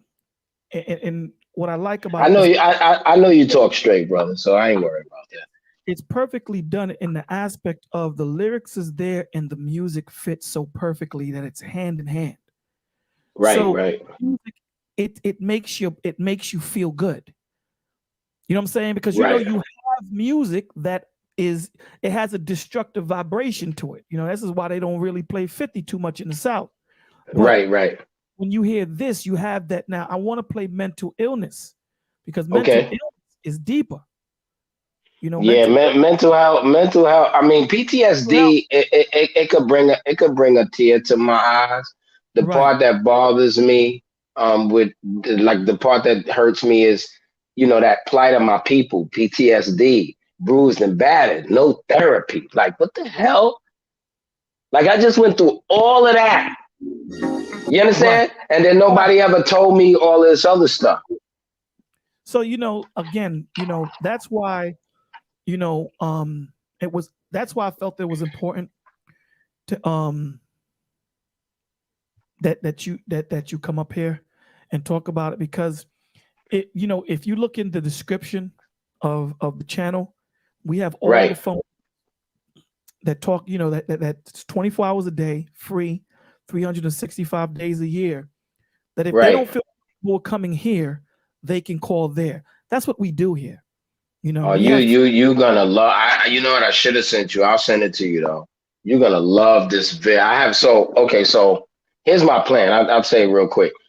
okay. I want to close this. I have an album coming out on the 28th of this month. I want to close, or I have wanted to close this album out with a song on the album called "It's Over Now," and that video has actually mental health hotline and the suicide hotline on it. Because in It's Over Now, I'm talking about being a asshole and not seeing it before. I'm almost talking to Juice WRLD on this record. Wow. Because I'm saying I didn't see it. You left clues and I didn't. But I'm really exposing my damn neglect. You know what's so crazy, Daddy-O? You and I What? never spoke about this. However, the reason why this channel was created was because my son had a good friend. And him and I, we would talk, the whole neighborhood called me Pops, and we talk and we build. And I would talk to him, and we talk about sneakers and all that stuff. And I'd ask him, "Are you good?" He'd be like, "Yeah, I'm good, Pops." I'm like, "You sure?" Like, "Yeah." 2 days after I asked him, "Is he good?" He committed suicide himself. So it breaks my heart that these young men and young women feel that they can't talk to us. And what you said was so pivotal and paramount when it says that we got to let them know that we understand. We got to talk to them and let them know, because we made it through. These young cats don't think they can, because back then we had our parents. Now, like you said, whether it's due to drugs or it's due to work and whatever, the parents aren't there and they end up in the same boat. Yo, bro, let me tell you something. By hook or crook. I might get in trouble for saying this too, but I don't care. Listen, because this country already got a history of some people doing some undercover stuff to get money and all that. If our parents was in our lives the right way during the crack era, everybody be rich right now. Everybody would be rich. So that's everybody. You understand what I'm trying to say? Because you leaving these young men to a whole bunch of money and nobody advising them nothing to do with that money. So who got that money? Dapper Dan got that money. Every diner in New York City, right? We had what's that joint we had on Pennsylvania? Galaxy. But everywhere you went, the Bronx, everywhere, cats is back there eating lobster at night, all of that kind of stuff. No advice. No advice. You understand what I'm trying to say? No advice. And that's where That's where it's hard because we're demonizing these kids. And so we gotta they're talk. we have to talk to them. But I mean, but you know what though, bro? Here's another issue. And I'm glad it's you on the phone. I mean the whatever we doing, chat or whatever. Right. I can't say this no other way, so excuse my language. Niggas gotta stop being suckers. They look at us, they don't look at you like that. That's why I say I'm glad it's you, because they don't look at you like that. They don't look at me like that. Look at old niggas like, please. Because they be wearing them big t-shirts with letters across and shit. Baseball. You know why? You know what it is, Daddy-O? I figured it out, man. I figured it out. I don't think it's gonna be, too popular, but I figured it out.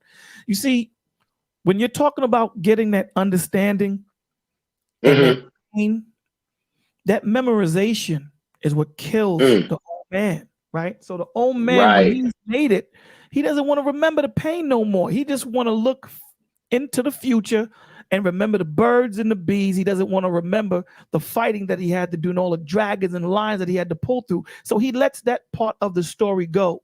So that's like going to a movie, only seeing the movie. You part of it. You hear no sound. Yeah. So these youngins, so when these older guys talk to these youngins, they've left that pain and struggle and that understanding of the pain and struggle so far behind that when they talk to them, they speak to them in an arrogant attitude. It's condescending all the time. And we need to remember, and that's why God tells you with your knowledge and understand, knowledge and wisdom, but with all that understanding, because exactly empathy is what's important. But here's a question: with the song that you just did, are you encouraging people? Okay, Village, are you encouraging people to go seek professional help because people with self-diagnosed, depression? I always will, because of a personal experience. I had a business partner and really trusted him. I mean, like the way you trust a wife or something, but ain't none of that funny business going on. But I really trusted him, and he did some really foul things to me. And I really was breaking down. Like, I just couldn't understand it because, we came into business together and the whole plan was to get rich together. And he just did some foul things and went off and got money on his own when I was supposed to be part of that. And that was the first time I went to therapy. And it really helped. Like, it really, really helped. Like, it was so different. Everybody's, oh, I don't got to tell nobody my problems. I'm like, you don't understand. Let me explain to you real therapy, and let me give you Daddy-O therapy, how therapy works. Daddy-O one-on-one, right? You go to your therapist. You see the first day, all she does is sit there with a damn yellow pad. Asks a couple of questions, but she just let you talk, right? So you go see your therapist, and you tell yourself, oh, man, I hate the A train. I hate the A train. It takes me so long to get on that A train, blah, blah, blah. So she just listens to you, whatever. Week 5, you come back and you go, I really love the A train. I loved it. It was so fast today. And she goes, week 1, you said you didn't like. You know what my therapist told me? My therapist said to me, she said, what's your biggest fear, right? I said, riding the train again. That's funny, I made a train example, but I would say riding the train again, because at that time I'm taking cabs and everything. Everywhere and everything. And she says, until you realize that the guy that takes the cab and the guy that's on the train is the same person, you're never gonna be all right. She told me to my face. She said, you're never gonna be all right. And you know what? She was deep. And that's true, because talk therapy, right? We have a resident doctor, right? Our name is resident doctor that's here. And when we talk about talk therapy, bro, it is so beautiful in the aspect of your mind's eye is so strong, because that problem that you had when you were younger, you left it there. You never went back. You never went back.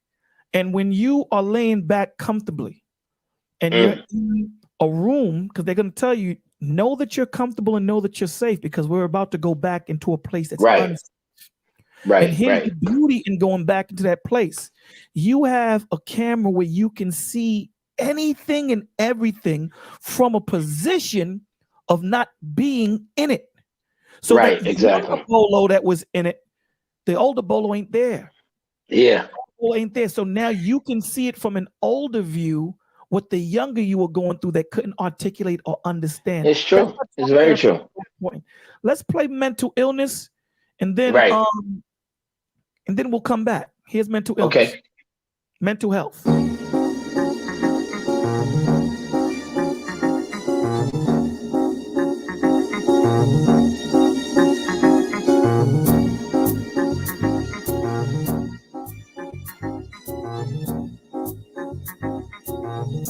Beats by Daddy O. For my mental health.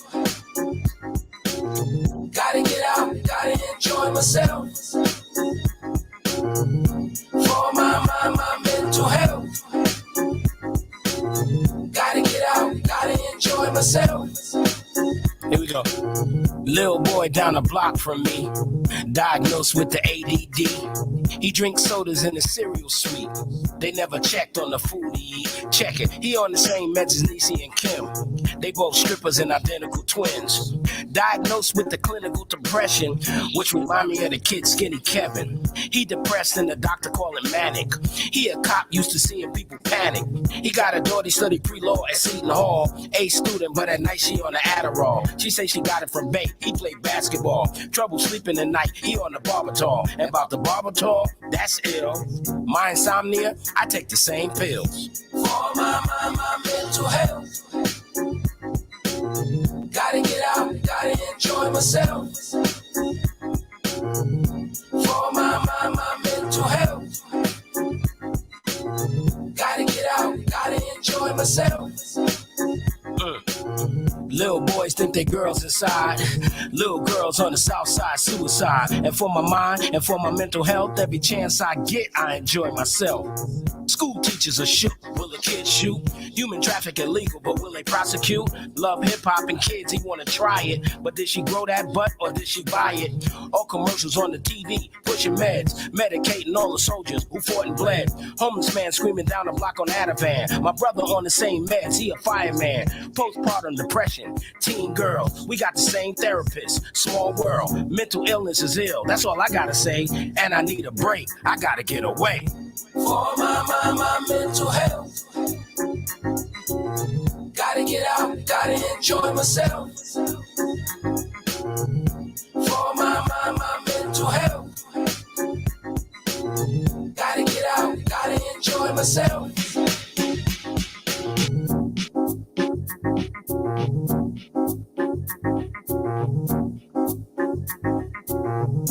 Beats by Daddy O.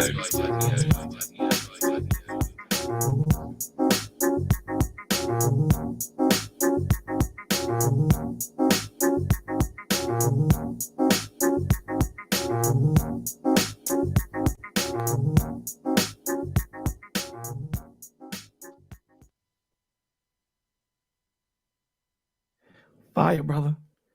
Thank you, sir. Thank you. What inspired that song?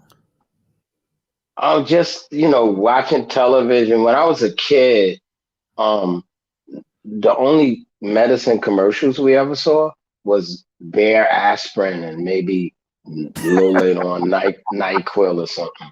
We never saw a prescription because if my auntie had medicine, her doctor was going to tell her the side effects and everything. Only reason, is the weird thing. The only reason medicine commercials on TV now is to make money because nobody needs to know that. You're going to find that out from your doctor anyway. But it kind of sparked me to kind of think about when I look at people. I always look at people as tribes. I look at one person like a seed is a tree. I look at people as tribes. So when I look at people and I hear philosophy, I say, oh, I wonder how many people think like that. Because I know it's just not this person, right? And so seeing what's going on, I'm like, this has got to be widespread. So a lot of times I do album covers and video ideas in my mind before I write songs. So like, I have to, I don't know how I'm going to do it. Mental health has to be shot in Walmart. and I have to be pushing a cart and seeing all these people that I'm talking about. I'm walking, and Double Dose Twins have to be in my video. Like, they're the twins. That's Nisi and Kim. I just see them one time pushing past. Tall boy with the basketball, but it's gotta be Walmart. Like, it can't even be another place. Walmart's gotta actually let me say I can use Walmart. Yeah, you gotta talk to the Walmart people. Yeah, it's very, because we walk past people every day that have problems, but we don't know, right? And then the bottom line is that, like, I don't know, man. It's just so silent. Like, I'm not saying clinical depression doesn't exist. I cannot argue with that kind of thing. I can't argue that sometimes medication might be needed. I can't argue with that. I can go on a Dr. Sebi rant, but I'm not going to do that, right? But the point of the matter is, the more comfortable you are with it, which is weird to say, but I know I'm right here. The more comfortable you are with it is then the more comfortable you're going to be able to share. And it's no different than a family member knowing, did you take your meds? Boom, boom, boom. If they see something going on, they might say, hey, did you not take your meds today? Or, all those type of things. When you share, when you're comfortable with it, you'll share, and then people will understand. One of the biggest problems with mental health is people being by themselves. I had a friend, I just told my friend that today. My friend called me and says, man, just haven't been working right, Daddy. Oh, man, it seems like every time I take a step forward, I take a step back. I said, man, you by yourself, man. You know what I'm saying? That this is not cool like that, you by yourself. You need to get with some people. You need somebody praying for you. You need somebody encouraging you. You need somebody telling you it's going to be all right. Like, you need that kind of thing. But being by yourself, you're going to end up in a dark and dangerous place. You're going to really, really end up in a dark and dangerous place. So I just feel like if I could get that, really, like I said, sometimes I do the song with videos in mind, and I'm like, if I write this record, man, I get this Walmart thing, man, this is crazy, because, that to me is the epitome of it. Like, it's the people we driving by every day. It's the people we walking by. It's the people we push shopping carts around every day that, like, they're going through it. And then, like, nobody, maybe besides the preacher on the street, is even caring. And it's so crazy. Like, nobody cares. Like, I'm like, what? And that's what's so important, Daddy. It's important because we don't know how simple a high can change the trajectory of someone's life. It's true. It's true. It's very true. Man, I seen something happen, right? So we was in New York. This is before we left New York, and I was still a part of Elam. This is before Bishop had died. And he sent us out to pray for people. And he said, you don't have the right to argue with anybody about the Bible. You don't have the right to debate. I'm not giving you any of those rights. I will send you out there with some Bibles and stuff. If people want it, they could do it. But all you're going to do is pray for people. And he taught us how. And he taught us how to, Bishop is not a guy who prays with his eyes closed. He doesn't do that. He looks you in your face. He teaches you how the Holy Spirit can discern.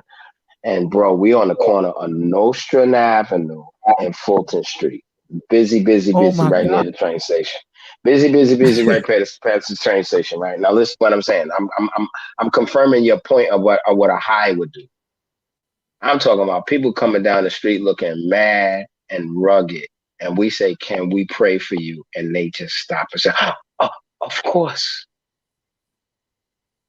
90% of the people we asked, "Can we pray for you?" stopped. Everybody who you thought wouldn't stop, stopped. Everybody. Mm-hmm. I mean, they come down the street. Some of my team members is like, this one ain't gonna stop. They stop. Let me ask you this question. Mm-hmm. Did therapy help you identify emotional distress through these songs? Say that one more time. Did therapy help you identify emotional distress through these songs? Oh, of course. I mean, let me tell you what therapy was. The reason why The reason why I'm asking you, let me tell you the reason why I'm asking you. The reason why I'm asking you is this. One, you're an OG. Two, you 100% authentic. Thank you. And Thank three, you. you from Brooklyn. So I want these cats to know, these men to know that you're not weak, you're not a Well, punk. let me tell you what therapy is. Let me tell you what therapy is.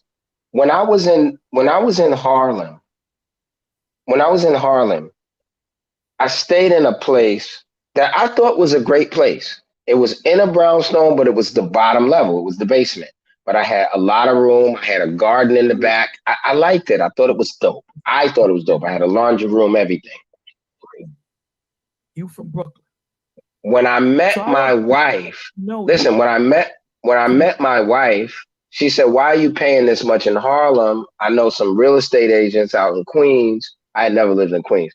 I know some real estate agents out in Queens. You can get something better." Do you know when I realized how detrimental low ceilings were? When I had high ceilings. Wow. Low ceilings are very dangerous. That's why they do the jail cells the way they do them. It is a I can't even tell you what it does to your mind. It's just so crazy because you don't know it until you do it. So I say the same thing about therapy. You think you okay. You in this great apartment. You in Sugar Hill in Harlem. You got a garden in the back. You think you're great until your woman shows you a place that you renting a whole house for the same price, and your ceilings, all of that kind of stuff. You just boom. That's therapy, because never do you have. I can say that a million times. Never do you have anybody that you could ever talk to unbiased. Everybody got opinion, even your wife. Sorry to say, but it's true. So what happens is that people are judgmental when you release, and that's why you stop releasing. Because if you tell somebody something and they laugh at you, or you tell somebody, "Oh, you full of it, man," or you tell someone, "Oh, that's not really true," or you tell something, then you close up, and then you don't say anything to anybody. And dealing with that stuff on your own. We were not, listen, long time ago, the Holy Spirit told me something that I'll say this to you, but this is the first time I'm saying it publicly because I don't want to argue with theologians. Talk to us, that because theologians say the purpose of man is to serve, to serve God. The Holy Spirit told me a long time ago, "I ain't make y'all for me. I made y'all for y'all." I heard it clear. And I tell my kids that all the time. I said, because the way I describe it is real simple. An old Brooklyn story. I'm living on what street is that? This is when we did the St. Mary's Park, Buffalo. I'm living on Prospect Place between Park and Buffalo. Okay? All right. And there's a corner store. That I've been going to since, a little kid, 8, 9 years old, right? Imagine going to that corner store and you saying, because we used to say Mr. all the time, right, to the store man. Imagine going to that corner store and going, Mr., and he doesn't talk to you. See how much you need people? And people, what's so dangerous now is post-pandemic, so many folks are used to being alone. And they've got accustomed to it. We're real close to Star Trek and living in a damn thing. Living in the ships. Yeah, man. What the hell? But you know what I'm saying? I think what you said, right? That he made us for us. I think that if we dive deep into it, that the Lord, right? But the He Lord, don't. Because of the example that he led, and that right. he left, and that he is, he's trying to show us how important we are to ourselves through the example that he has right. left, and through the love that we ought to have one towards another. Right. God is, listen, man, God is no joke. God is no joke. But I know the audience has some questions, and I know, you got things to do. One person asked a question that I'm going to ask you. You mentioned earlier, you said that you really don't need that much equipment after you said that you did audio. I think it was audio 2 on a 4-track. Right. My question to you is, for these youngins right now that are inspiring to come out here and do music, what would you suggest? Like, if they need to have essential equipment, what would you say that essential equipment should be? A laptop. I prefer Mac, but it could be a PC. And then ProSonus, the company ProSonus, PROSONUS, has a package called Studio One that you could buy for $400. It comes with the speakers, the mic, and the DI box, and you're done. I mean, basically, you do want to get one of these bad boys. Hold on. These things here, it's called a Kyotica eyeball. It goes around the mic. The mic is inside of this. Okay. But basically, see, the mic is in here. But basically, what these things do is a few of these. I mean, you don't have to get the Kyotica. There's a few of, but what that does is back in the day, we used to soundproof the room. Right. Now you soundproof the mic. Exactly. Wow. But that's probably that's the extra piece that you would need to get, would be that mic thing. But other than that, a computer and the setup is good. And then, I mean, honestly, if you get a Mac, it's gonna come with GarageBand anyway, and you set. I mean, you good money. I make, bro. When I play some of the stuff that I make, people be like, that one I did in my sister-in-law's bedroom. That one I was in Kansas doing a project. I cut records wherever I go, man. Right. Well, listen, man. I'm gonna throw this link because I want, Lyric to come up here. I'll throw this link in. Hold on, let me paste it. There we go. I know she has some questions that she would like to ask. Because we're about to let you. You've been here for almost 2 hours, man. I appreciate, because I know you're busy. No problem. We get down. We get down. I know. Yeah. So I'm gonna bring her up, and she is.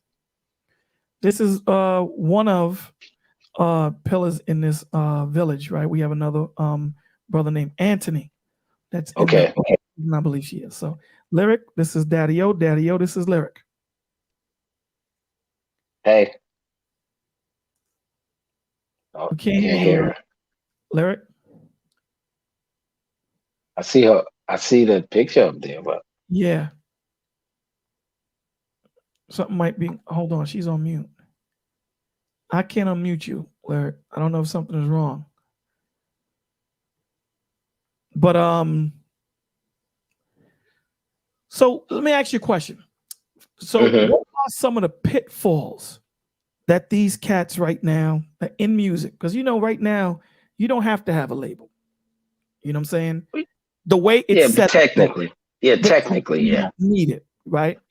You don't need what, as a young new artist coming out, how would you suggest that they protect themselves from any deals, any contracts, or I mean, for me, it would be the same way that I would think I would do it, which is, I never forget the first time I went in the studio, the engineer was like, yo, how do you know all this? And I said, because I read books. And he was like, you never been in the studio? And I was like, no. He's like, but you know what that is? You know what that is? I said, yeah, I read it in books. I couldn't wait to see it because I've been seeing it in books, The easiest way to protect yourself is by knowing stuff. I tell young people all the time, and I did this too, learn how to do everything, right? So it doesn't mean you're gonna do everything. Like, I hate mixing records. I hate it, but I know how to do it. Right. I hate scratching on a record, but I know how to do it. But I mean, I'm gonna get Cheese or one of them to do it because I'm not that guy. But it's the same thing when I do music. As a producer, I'm an electronic producer. I'm not like talented musically like that. Like, I'm not no savant, So I'll play a bass line and then I'll go get D the bass man to really play it. I'll play some chords and then I'll go get somebody else to really play the chords. You know what I'm saying? Okay. The issue though, the point I'm making is I know how to do it all. Am I the greatest singer? No, I'm not the greatest singer, but all those records you heard, that's me singing. All of them. The high voice, the high voice. No, but my point of the matter is that I know how to do it, is what I'm trying to say. Right. And that's the way you protect yourself, because they can't hand you a bum contract or tell you, oh, this time is going to take all of that if you already know. And you're like, are you kidding me, man? I'll give you, but don't BS me, man. Because I could do this. And when you do that, when you know it, this stuff, then it's easier for you. I don't mean you're going to go to law school, but you can read books that really help you and guide you with contracts. I mean, trust me when I tell you what I tell you. Well, I used to tell this to my kids when they were growing up. They still understand it now. Anything you're talking about, somebody done wrote a book about it. I don't care what it is. Absolutely. Somebody done wrote about it. And so I'm not talking about a meme, and I'm not talking about a movie. I'm talking about a book that somebody took their time and said, I went through this and I need to let people know my story. That's what bestsellers are made of. So the bottom line is that there's enough information out there now for you to read. There's enough books out there, all of that. Yeah, YouTube is cool, all of that. But there's enough books out there for you to read that when you accost anybody, you'll know exactly what you're talking about. I tell people all the time, if you meet Quincy Jones and you say to Quincy Jones, oh man, that album you made, The Dude, man, that was a great record, man. That was such a great record, man. I loved all the influences, man. I loved all the influx, all the artists that was on there, man. I loved it. But then another guy meets Quincy Jones and tell Quincy Jones, man, I've been following you since you did that Fat Albert theme, man. Who you think Quincy gonna have the respect for? You understand what I'm trying to say? Like, it's a way to know this stuff. It ain't like this stuff ain't out there to know. Just know the stuff. So when they come at you sideways, say, man, who do you think you talking to right now? I know I'm a young dude and a young artist, but man, you really think I'm a stupido or something? No contracts ain't put together like that, and you start telling them about point structures and stuff, they're gonna do the same thing they did to me when I went in the studio. How you know that? Because I read it, nigga. So stop trying to mess with me, man. The only reason these young people falling into any stupidness after everybody that came back said they broke, got jerked, ain't no reason for none of them to fall into none of this stupidness no more, man. They fall into it because they get duped up by the lights and the cameras. And you know what that kind of segues into? That's why a lot of our people get caught up in the church because they don't read it. Of course. They don't know nothing. They don't know nothing they talking about. Yeah. But yo, you don't want to see my sermon. I'm gonna send you my sermon. You don't want to see my sermon. I get in trouble all the time. I get in trouble all the time. Man, the next time you need a background singer, you need to holler at the kid, man. Okay. I know T told you about me. Yeah, but I'm saying you don't understand. You can't say that to me. I make records every day. Like I'll be sending you a million things. No, you don't understand. No, you don't. I'm retarded right now. I'm just telling you right now, I'm on some real. No, I believe it. I'm just telling you, like, I got stuff. I got a ton of stuff that, I just wrote a hit, but I can't sing. But I just wrote. Oh my God, I just wrote this record called It's True.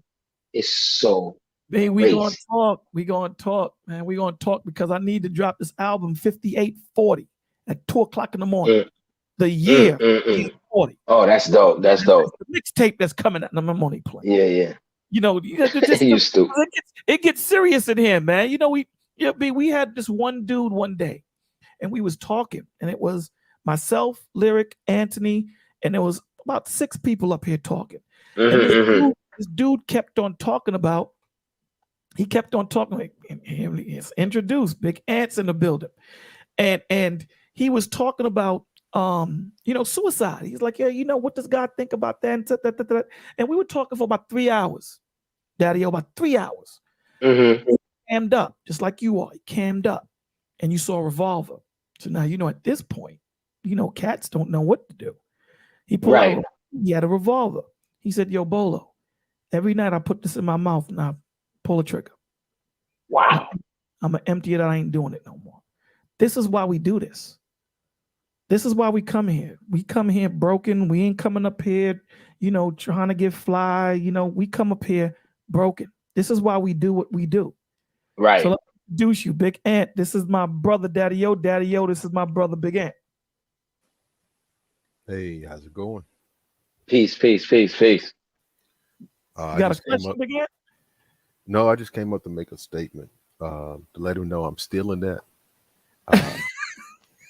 Because I read that, Ninja. I'm taking it. I'm going to use it. I'm going to give you credit for it. Good. But I'm going to put it in the tagline. I love it. I love it. Just letting you know. But big fan. That's brother. But, you give people props for what they say and what they do. So I'm just letting you know. I am going to take it, sir. And good. If I need to send any copyright, you're welcome to it, sir. You're welcome to it. But yo, listen, man. Lyric, are you with us? You with us? Oh, you're with us in space. Something's going on with her phone, I guess, or whatever she's on. That's listen. That if you ain't got nothing to ask, man, we took up so much of your time. You gave us 2 hours, man. Man, it's you. It's you. I don't give nobody 2 hours. I gave it to you. Shit. I ain't giving that to you know how I get you know how I get down. Like, you know what I'm saying? But like, because sometimes I think you gotta release some of the stuff that's on your mind. Sometimes you have to say things. Sometimes you have to do that. And I think a lot of my peers, I think they have some great ideas. I think they do, but they don't say anything. Well, so we don't know what they're thinking. You know how it is, right? When the people when they don't want to be the catalyst, but when it takes off, they all want to get down. But let me ask you a question.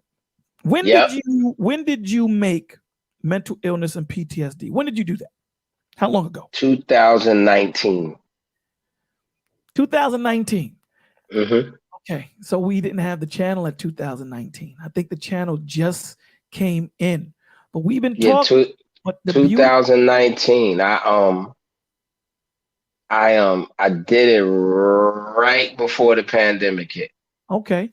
It was right before the pandemic hit, because the way I wanted to do it, I've been wanting to release this record every time I release a record. Right. I've been wanting to release this record, but it's just like, I'm not ready yet. And then I'll release another one, and I was like, it's not time. Man. You just got to put it out. No. Once I made this "It's Over Now" video, now it's giving me, you know what I'm saying? Because I need that. It's just, so it's a couple of things with this album. One is, this album gave me, give me 2 seconds. 2 seconds. Yeah. Give me 2 seconds. All right. This album, I had a philosophy, and I still do. It hasn't happened yet, but I have a philosophy. I started thinking. I started thinking about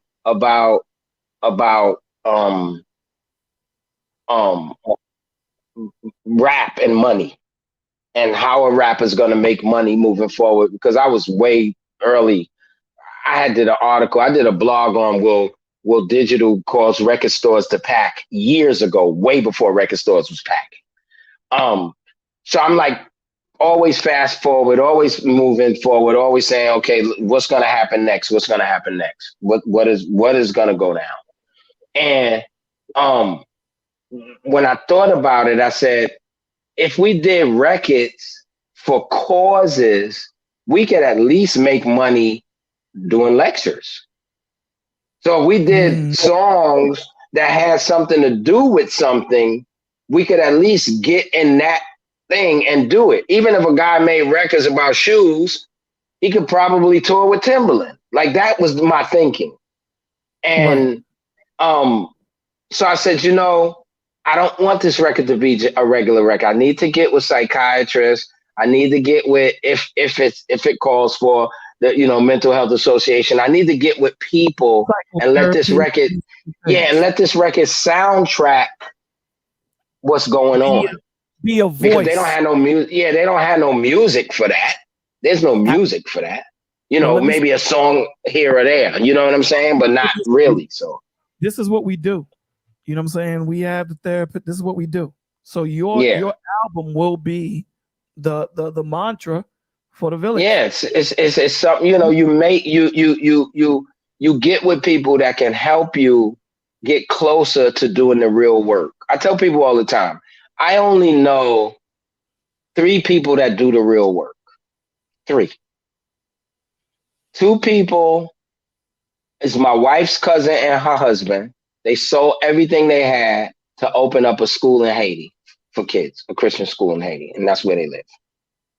They left everything, had a nice house, everything. I actually got a couple of dope Bibles when they left because he's a preacher and he couldn't take all his books, so I got some good stuff.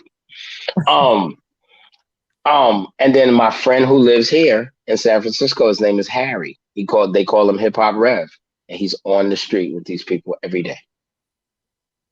But I say I do work. I can't call it the real work because I enjoy nice cigars and gators. Like, what the hell is that? You know what I'm saying? Like, that's not me giving up everything to do this work. The real work to me is somebody giving up everything to do this work. And then the rest of us should be points to find where to put the money. But that's my whole thing. But here's the thing. You don't have to give up everything to do the work. Well, no, to do the work, you don't. To do the work, you don't. To do the real work, you do. Because the real work actually involves a sacrifice of pleasures. Let me tell you this. Let me show you this, Daddy-O. You doing the work now. I believe that. It's just not the work that they do. I'm not full time. But listen, everybody has their own vocation. That's the but they don't have them. These people I'm talking about don't have them. Like, you gotta see them. You gotta see. This is something to see. Like, it's like, really? Like, I couldn't do that. No. You're calling me from Haiti. Like, we don't have electricity for 9 days. I'm like, okay, that's nice. God bless you. But see, that's why the Lord didn't give you that job because he knew. But that's what I'm saying. He knew what Daddy-O was capable of doing. I need someone to be in music to push this through. That's what I need him to do. I accept it. I accept it. I'm just saying that I know that I'm not. But I do realize, like, for instance, when I'm doing this, I'm working on this part 2 of self-destruction, but we're calling it's a movement. So we're calling it Stop Self-Destruction. It's pretty dope. And I've always told the people that I'm working with that once we kind of get this thing to the degree that we, the same way we did the first self-destruction and we gave the money to the Urban League, right? I said, this time around, I'm not finding one organization. I need to find out real places to put money. Like there may be a homeless shelter that just needs their lights on. Or there may be somebody that just needs a bus. Like all they need is a bus or that bus repaired. Like I need to find out those people that are in the, We gonna talk, man. I'm gonna talk. Yeah, because there's these people out here. My thing is, look, man, here's the deal, bro. As far as this is concerned, as far as helping people are concerned, either shit or get off the pot. I don't want to hear people, I look at people all the time and say, man, if you're concerned, you'll find something to do. You'll figure it out. Absolutely. You know what I'm saying? I say even rich people got them friggin' what they got them things the rich ladies do. Them them charities. Yeah. Even they got charities. Right. You understand what I'm trying to say? Like I got do something. My whole thing is just do something because I hate to hear, and that's my point with these people and these young people. Like everything is nah, pointing the finger at the young person. Y'all wrong. Like, what are y'all doing though? Right. Well, listen, like You know I what I'm said, saying? the village, we were looking to branch out into, philanthropy work. Oh, okay. To take it there. So I'm gonna holler at you behind the scenes. Okay. Yeah. We'll definitely do that. So listen, man, I know you gotta go. I know you told someone Yeah, you got yeah. 2 minutes. Yeah. We end this, man. We gonna say a prayer, but I'm gonna let Yes. you. Your name is on the prayer list. That's what we do. Everyone that comes Okay. on, Okay. their name Okay. is added to the prayer list. There's about 200 people's name on the prayer list, so it's not gonna Oh, be beautiful. prayer. So I don't know if you're gonna stay. We could do the prayer before we do the record, but it's up to you. But this prayer, the prayer list is about 200 names, brother. And I know you told someone you had to go. Yeah, well, I do have to get on the phone because they're waiting for me. Do your thing, baby. Just know All that right. I'm gonna holler at you. I'm gonna call you. We're gonna talk. Okay, cool. That's good. Thank you so much for being here, man. Thank No you. doubt, so no much, doubt. brother. Daddy-o, everybody. Daddy-o, everybody. Peace, peace, peace. Thank you, my brother. I'm a holler. That was Daddy-o, guys. That was Daddy-o. So since he left, we gonna play the song and then we gonna do the prayer. So I'm sorry if you guys, but we gonna play my song, the one that I like. This is what we gonna play.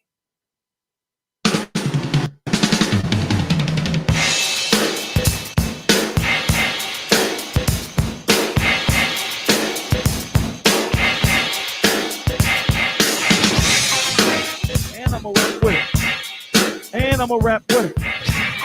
Yeah.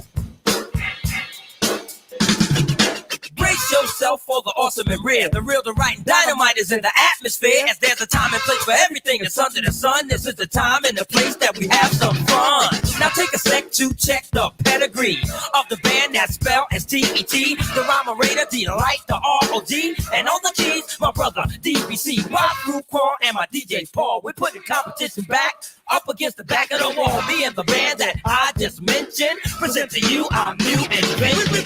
We regulate a sets of fluxure. So deaf, listen to the structure. Formulate your own, but please don't touch her. Good looking at it, we thank you very much. Eat this style on the court will nut ya. Right to the end, I bet we'll brush you up. And you bump into a force that creeps. Slowly but surely enough, we'll defeat you. Break.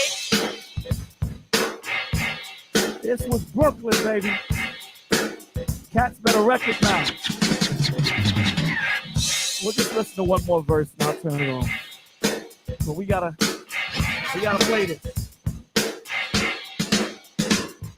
Straight to the letter with a hip-hop band of America, London, and even Japan. And you surely will admit by being a fan, nobody else does it like we can. To battle us is truly a gamble. Our excellence is proven by example. The ladies smile while the body's on shambles. Back off, but this you can't handle. The rhythm homeboy is definitely ringing. The beats and rhymes are the chords that are dingling. So grab your girl, let's start the jam. But at the helm is the band called and demand. Break.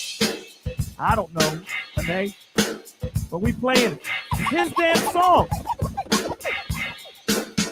I'll take the monetization off so we don't get flagged for it. But it is what it is. I just lied to you. I told you. Chant with the punch of a verbal grenade and a rhyme that's equipped as a barricade. Cool and clever, crack I never. With my crew, I will never sever. Brooklyn, New York is our hometown. That is the place we always throw down. And every night a party goes down. And when it starts, it never slows down. We boogie to the DJs nonstop, to the sound of the Brooklyn hip hop. And if you've ever seen Brooklyn rock, rocks it non-stop break. All right. That's the part. Go Brooklyn. Go Brooklyn. Go Brooklyn. Go Brooklyn. All right, that's it. We don't have to listen to the rest. I just need to hear that part. That's the part. By that time, we already made it to the movie theater. But, we flipping out. We flipping out by that time, And every time I play that song, we got to get to the movie theater, And the movie theater is about 20 minutes from the house. But, when you got to watch that flick and you want those middle chairs, like now, back in the days, they didn't, authorize seats. So now, all these movie theaters now, you're buying your chair. So no one can sit in your seat without you coming there with the ticket and showing them. But when we used to get there, I used to like to sit, 3 rows back in the middle. You know what I'm saying? So, yeah. So let's go into this prayer. Let's go into this prayer and read these names, man. Father God, thank you. Thank you for this night. We thank you for all that you've done. We thank you for all that you are doing. We thank you for everything. For we are nothing without you. We thank you for this interview. We thank you for allowing your servant to use his talent, music, to push your glory and to push mental illness and therapy. Thank you, Lord, for allowing this brother not to be ashamed, but to stand strong. Thank you, Father. You are all. You are in all. You are absolutely awesome, magnificent, worthy to be praised. Thank you for what you do, for we are nothing without you. We love you. Thank you for your sacrifice. Thank you. Lord God, we are going to read some names. We ask that you please protect their families.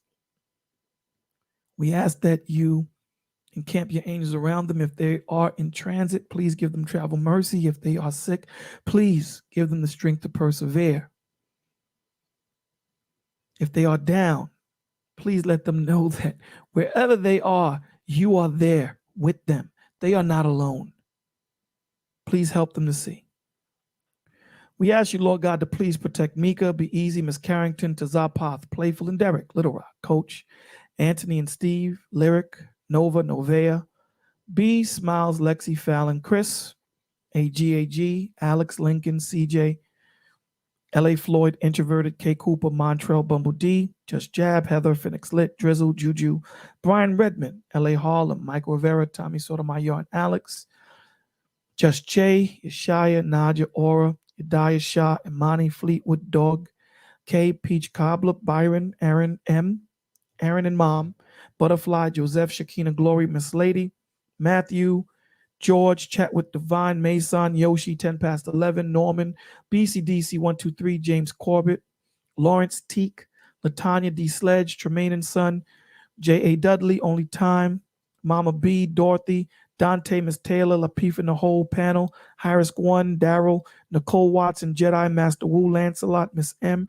Rochelle Halliburton, Definite G, Slim, 611, Mr. O, Black Genesis, B, Smiles, Lexi Fallon, Chris, Maggie, the substitute teacher, I'm an Israelite Queen, Andre Terry, Lawrence Rotano, Miss M, Miss B Finesse, Time Traveler, It Is What It Is, Jacob Lewis, Night Train 2804, Darken Lewis, Gordon, Ronald, Tony, Jay Chasm, Snuggles, Enya, Pasha Blaine, Shake Rack King, Jane, Gene, Celestial, Veggie Jest, Intellectual Soapbox, Wave Face, Aaron Miller, Samuel Aquidi, Sparkles, LaShawn Antonio, Alan R, Sweatbread, Trash Can Waves, the Lead Attorney, Lucky, Randy Easter, Peach Cobbler, Jay Mills, I.A. Lewis, Kingdom Minded, Black Dust, Roy Rodriguez, I Can Cook, Ken Holistic, Jay Takashi, AMF, Marcus, Over the Top, Snuggle, 668, You're Pushing 40, Random Stuff, Amy Lewis, Jay,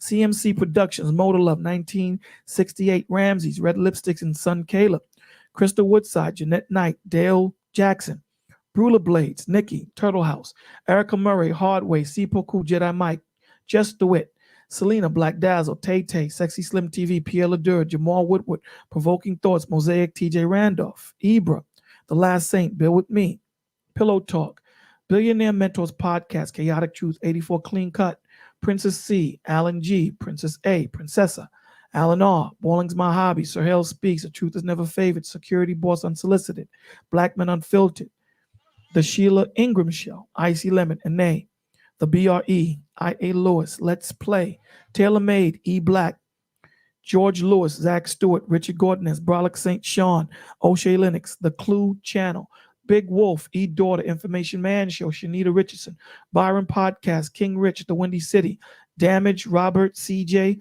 Mr. Darks, Alan David, Miss Lolita Gore, Chris G, Travis Savage, Kim, Ebony, Riley McCann, Mona D, Alexis, W911 Detroit, Karma, Zoe, The Real Erica, Black Genesis, Almond D09, Chalk K, Melanie, Queen Forever 2K, Just a Splash, L Nixon, Prince of Petty, Sleeping Beauty, Stone the Builder, Miss Storm, Farley, Nikki, Datman, Brian Jehovah, Ricky Williams, Agent Black, Common Sense, Jernois Merced, Chris G, Derek Watson Jr., Sarah J, Raw B, Miss He Said, Lady Novella, Lynn Love, Sandy 101, Motivation from Minds, Paulo Lennon, Vaughn Bryant, Masterpiece, Gary S., The Book of Genesis, Miss Lady Sunday, Alan R., FFS, Ronald K., Randy K., Ronald Hotboy, Jill, Chocolate Boutique, Sunflower, The Q Spot, Uncle Stu, Shelly Fowler, Nasira, Wells the Barber, C. Darius, Taylor Made, Black Vegeta, Emerge, Motivation, Brittany A, Brittany B, Shannon Rawls, Mr. A, Can't Do Right, Floyd Finkler, Just a Splash, Kevin Palmer, Courtney Lucky Rilla, Anton Daniels, Juana Chica, Health and Healing, Saska, Brother Clarence, Bravo with Sheila, Daddy Ho, Gail Lockett, Donna Marie, Sammy McFadden, Sincerely Scorpio, Young Echo, C. Seeley, Jamal Morgan, What the Funk, Miss Nurse Fancy, Mellifant, Sarah J, Kadar, Jenny Monet, Emerge Daily, Talk with Troy, Build with Me, K. Nicole, Neo Moses, Just Right Music, Tarek Martin, Ayo Adi, Star Baby, Tyree Patterson, Mr. Rucker, Just Me Coconuts Community Solutions, Raymond Gonzalez, Black Man Travels, T. Blaze, Daryl Long, Sheed We Hear, Bovine Breed, Spiritual Logic, The Learning Curve, Mr. Best in the World, Mr. Black 331, Sheba Pisces, Houston, Moments with Nikki Red, Rulia, B9, M. Mills, Big Bad Bull, Randy, Doris Myers, Ma'at Speaks, and Edens. We thank you, Lord God. We ask that you please protect all those that serve you in truth and in the spirit of love. Thank you for all that you've done. Thank you for all that you do. In Jesus' name we pray. Amen. Amen. Big Ant, any last words? Great show, man. Really great show. That was very nicely done. So we got a treat tonight, guys. Yeah, thank you, brother. Thank you. Well, You know, it wasn't, you know, it was definitely a group act. Thank you to the village. Thank you to you. Thank you. Lots of thanks to Lyric. You know what I'm saying? So, you know, and thank you to Daddy O, man. Thank you. You know, you're in the middle of a project. Thank you for giving us 2 hours. You know, I never want to use our friendship. You know what I'm saying? I never want to use my friendship for the people that I know. You know, in the industry or, you know, in the street or whatever it might be. You know, so I thought that it was a marvelous coming together with his music that he's putting out, mental illness, mental health, and PTSD, and the whole album that, you know, we will debut here. I just thought that, you know, it was just a beautiful thing. You know, so, you know, it's not about name dropping or, you know, it's not about that. It's never been about that. You know, it's never been about that. Even he himself being in the industry so long, he really didn't name drop. I was asking him all these different things, all the names and everything. And, you know, it's a beautiful thing, man. You know, that he gives back and he's still doing it. 61, still doing it. So again, you know, we're going to try and get you more treats. And again, like I said, you know, it's, I don't want to use my friendship with anybody, whoever it might be, for gain if it's not something that's going to be sincere. If it's not going to be something. It didn't come off like that. It came off as good quality interview. And the way, you know, things you guys were discussing, you know, the stuff that a lot of people, you know, haven't heard before. It does give a window into the go behind the scenes type of thing. But it also talks about the important things, right? And so when, you know, for him to be, you know, having this album getting ready to come out, And, I was going to ask him myself personally, seeing how this plays out, that album drops right before the whole thing that went down, when there were a lot of people that did lose their lives during, jab time, Right. or prior to, right? Because they did not have and could not cope with being by themselves. And so the amount of people who suffered from, you know, relatives and children and not being able to see them when they pass and all of these other things because they were kept away from things that come to find out was a lie. I mean, that hurt people a lot to see parents and, grandparents pass away and not be able to be there during their final times. And so a lot of people suffered during that time with, mental health and even, things in regards to PTSD, even through that portion. And that's not even to say, military and police forces and, firemen and everyone else who have to go and do these jobs that, you might not come home that day, right? You might not come home and you leave, families behind as this happens. So the stuff that he's doing, I mean, is to be applauded, and it's a light that needs to be shed in all four corners, right? So, I mean, great job, dude. Again, real great job. Enjoyed it. It was great. It was fun. And so, glad you were able to do it. Glad he was willing to do it. And, you had a great thing tonight. Great thing. Well, thank you to everybody that was here. Village, Big Ant, mad shout outs to Lyric. Thank you so much for coming up. I guess something was wrong with your mic. She had a whole lot of questions and they were good ones. So thank you guys for being here. I don't think he had enough time for all those scrolls though, bro. Daddy-O, thank you, brother, for coming up. Thank you for the accomplishments and the music that you've given us that we've loved throughout the years, even in the people. And there's so many other people that I was going to name, but, I'm looking at the clock and I'm like, damn, we're pressed for time. And we were only going to do about an hour 15, but he gave us 2, and again, like I said, Man, shout out to him for that. Yeah.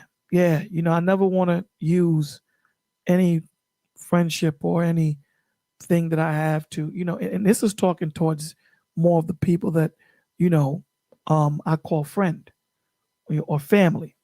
If it's something that we're doing that has nothing to do with the alignment in which you are in, I'm not going to try and just grab you or try to use what we've built for gain if it's not something organic and beautiful. And again, like I said, when I asked him when he did the music, it was like 2019. We were popping before then. My mind, sometimes I'll be forgetting when I'm on pressure. But we were up, but we didn't talk about none of that stuff. I didn't know that he was going. I guess he had to go through it. But we were having a conversation last week. And I was, the Lord blessed me to be privy to call into the conversation.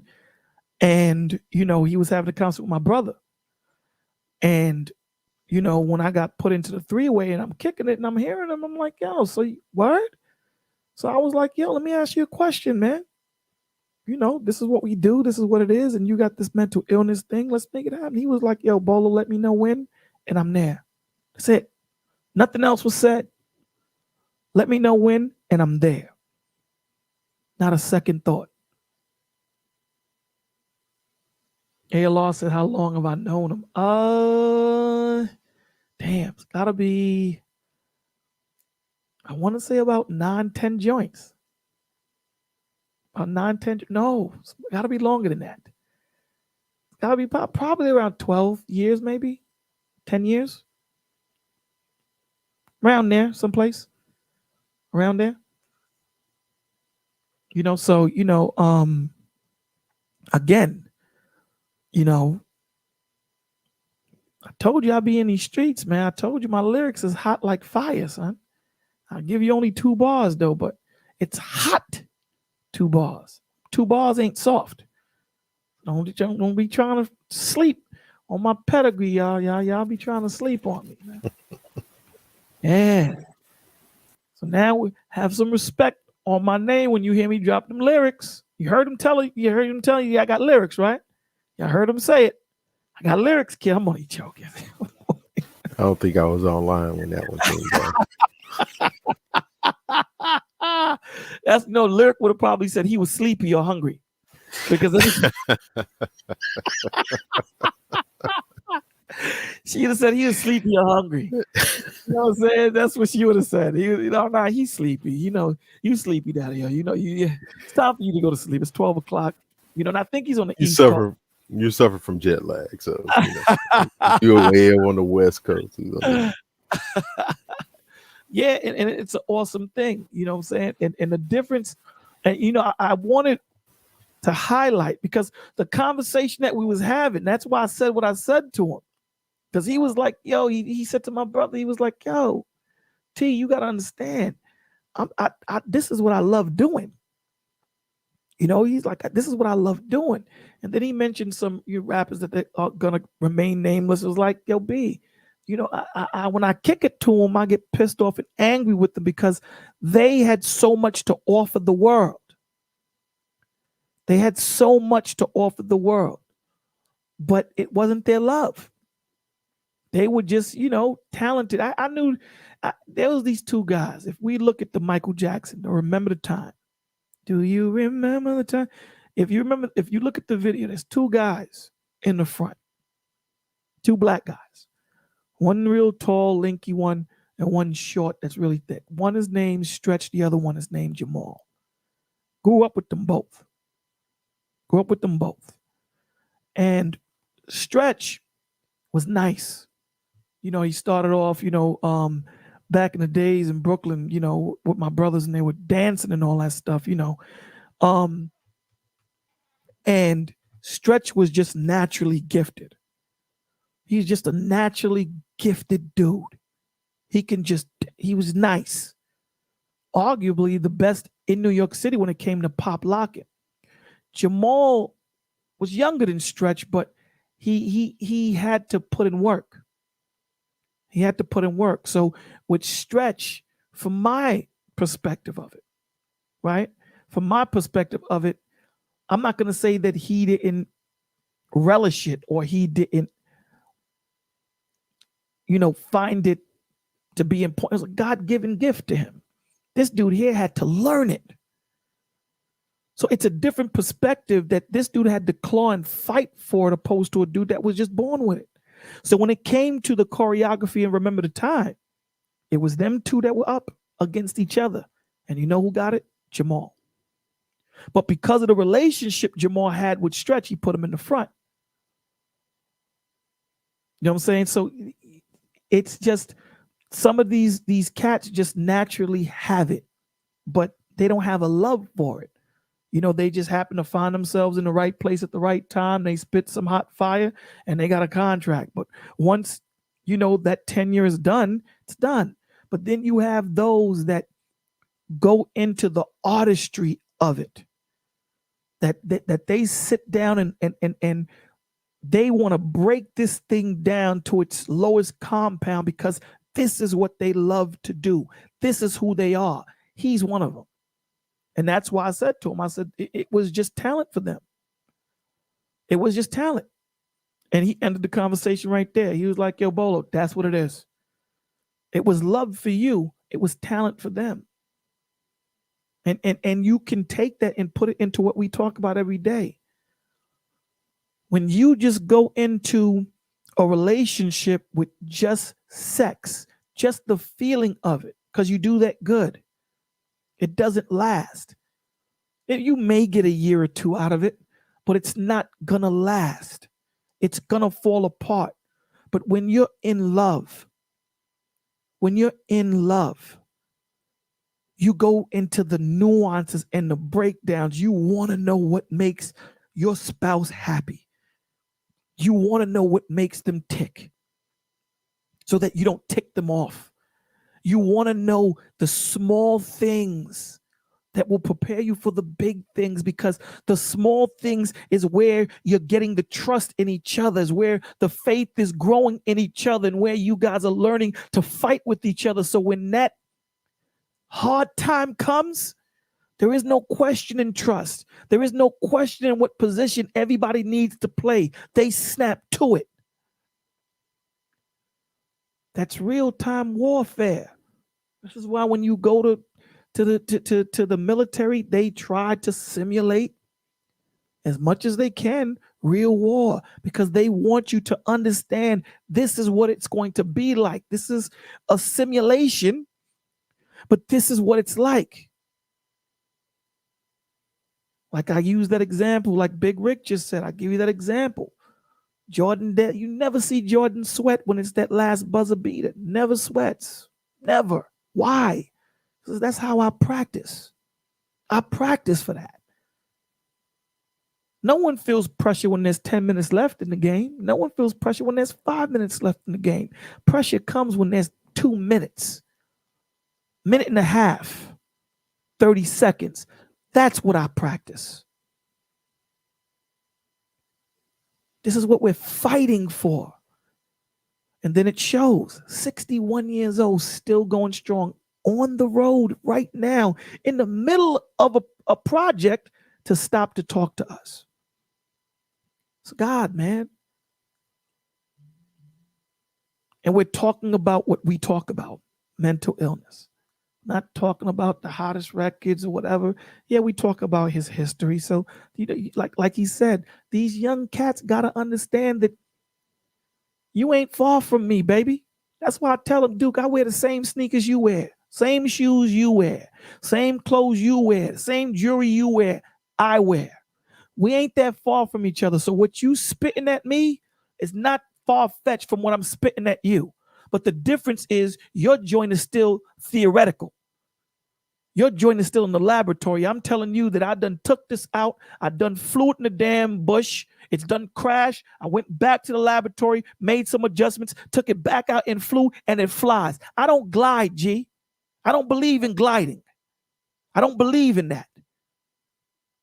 Because when you glide, you land where you land.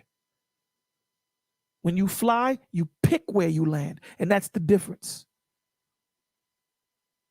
So when these cats are talking the way they talking, you don't know. You do not know who's on the other end of that mic and know what that man or woman has gone through or is going through when they speak.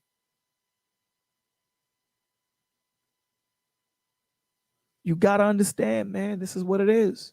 So I'm going to try and definitely work something with him, because he's looking. That's the Spirit of the Lord right there. Yo, I'm looking to give to people. I'm looking to give. I'm not looking to take. Come on, man. If that ain't love, if that ain't Jesus, I don't know what is. And I know I held you guys for 3 hours or 2 hours and 38 minutes. And I apologize for that. But thank you guys for being here, man. Thank you guys for being here. Y'all made it a beautiful night. I hope, that you enjoyed yourselves. I definitely did. It was like I was talking to my brother when we were on the phone, but just with a bunch of people in the room. So thank you guys for being here. Thank you so much. Thank you, Big Ant, for coming. You said you're going to be here, and you were here. That's why we love you. Lyric was here. Thank you guys for being here. All of you. Thank you for showing up and showing out. Thank you so much, man. Thank you for being an audience and hearing us speak. And like, share, comment. Thank you so much, man. I love you all for that. Big Ant, I love you. Village, I love you. Lyric, I love you. Guys, thank you. You got anything for us, Big Ant? No, man, I'm good. You guys have a great night. Have a great night, guys. Lord willing, we'll see you in the morning in the a.m. And I will continue playing this on the way out. Good night, everybody. We're going to play this on the way out.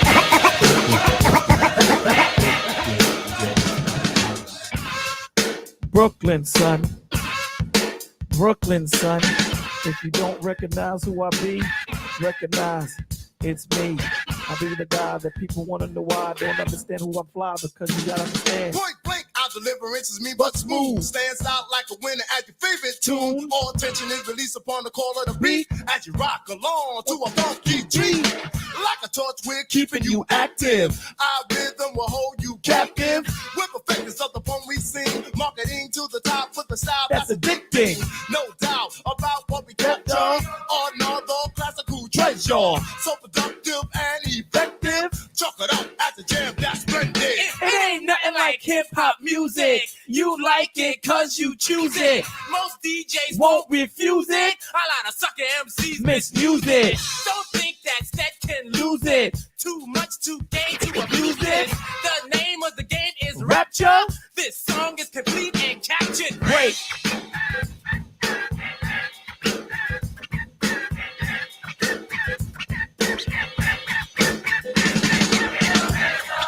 So we talking about live band, live drums. Go sets up. Live band.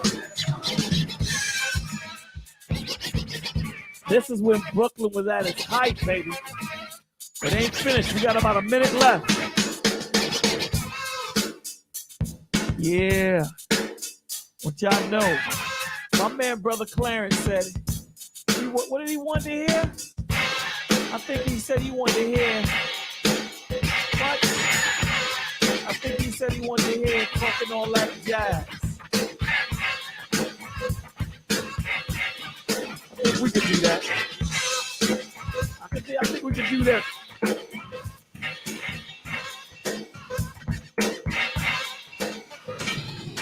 Call it a night. Call it a night. We're going to hear talking all that jazz. Then we're going to call it a night, guys. We're going to hear talking all that jazz. We're going to call it a night. Rock out with me. There's 15 of y'all. Y'all can rock out with me for just one more minute. Well, nah, about 5 more minutes. Because, you know, back then these songs were long. So rock out with me for 5 more minutes. And we'll call it a night. And then, you know, Lord willing, we'll come back in the morning and do what we do. Because that's what we do. But rock out with me. Y'all can give me 4 more minutes. 4 more minutes. Y'all can give me 4 more minutes. Come on now. This one right here is for Brother Clarence. This is what you needed. This is what you wanted. So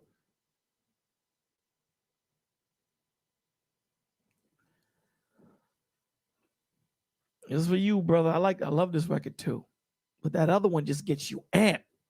You got to get to where you're going real fast. You just got to get there. Of course we expect to win. Any self-respecting and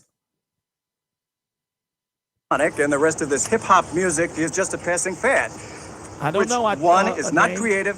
2 inspires violence. I took down the monetization, so I don't think they should have an issue with us. You know what I'm saying? It's not monetized. Usually they have an issue, but it's his record. No further questions, please. So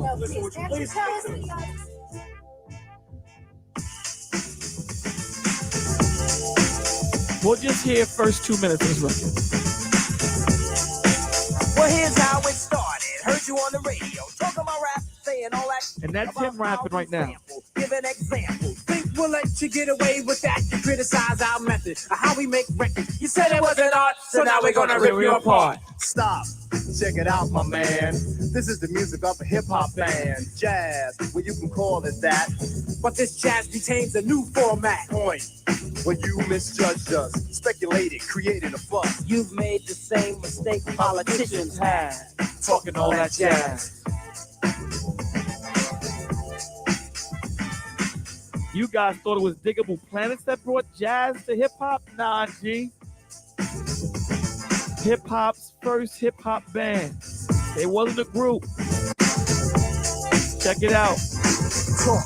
Well, I heard talk is cheap.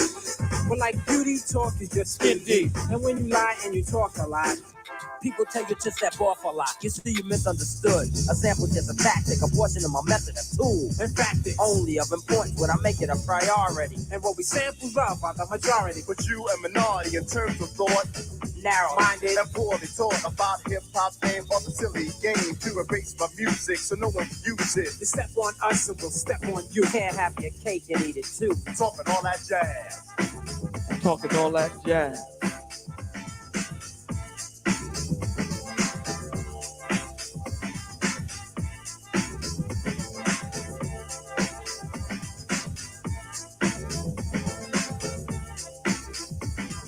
Lies, that's when you hide the truth. It's when you talk more jazz than proof, and when you lie and address something you don't know. It's so whack that it's bound to show. When you lie about me or the band, we get angry. Whip out our pen, start writing again. And the things we write are always true, sucker. Get a grip, now we talk about you. Seems to me that you have a problem, so we can see what we can do to solve them. Fake rap's a fad, you must be mad. Cause we're so bad, we get respect you never had. Tell the truth, James Brown was old. Tell Eric and Rock came out with I Got Soul. Rap brings back old R&B, and if we would not, people could have forgot. Word. We want to make this perfectly clear. We're talented and strong and have no fear of those who choose to judge but lack pizzazz. Talking all that jazz. What? Come on, son. Come on, man. We had a pioneer in here today, man. I don't think you guys understood what happened. I don't think you understood what happened. We had a pioneer in here today. Shout out to my brother, Daddy O, Stetsasonic. Shout out. Let's give him one more round of applause. Thank you for being here. Thank all you guys for being here because we couldn't do this without you. So give you guys a round of applause. Yeah, Big Rick said New York, the epicenter. What? Kango, Gazelles, ski goggles, 8-ball jackets, British Knights, British Walkers, Lotto sneakers. You know what I'm saying? Cats was wearing what? Do-rags, playing Skelly. Come on, man. That was classic, man. Classic. So with that, man, thank you guys for being here. I love you all. Thank you. Lord willing, we see you in the morning. So have a blessed night. Be safe. And remember, man, spend 10 to 15 minutes with the Father. He's here. Never left. Love you all. Good night.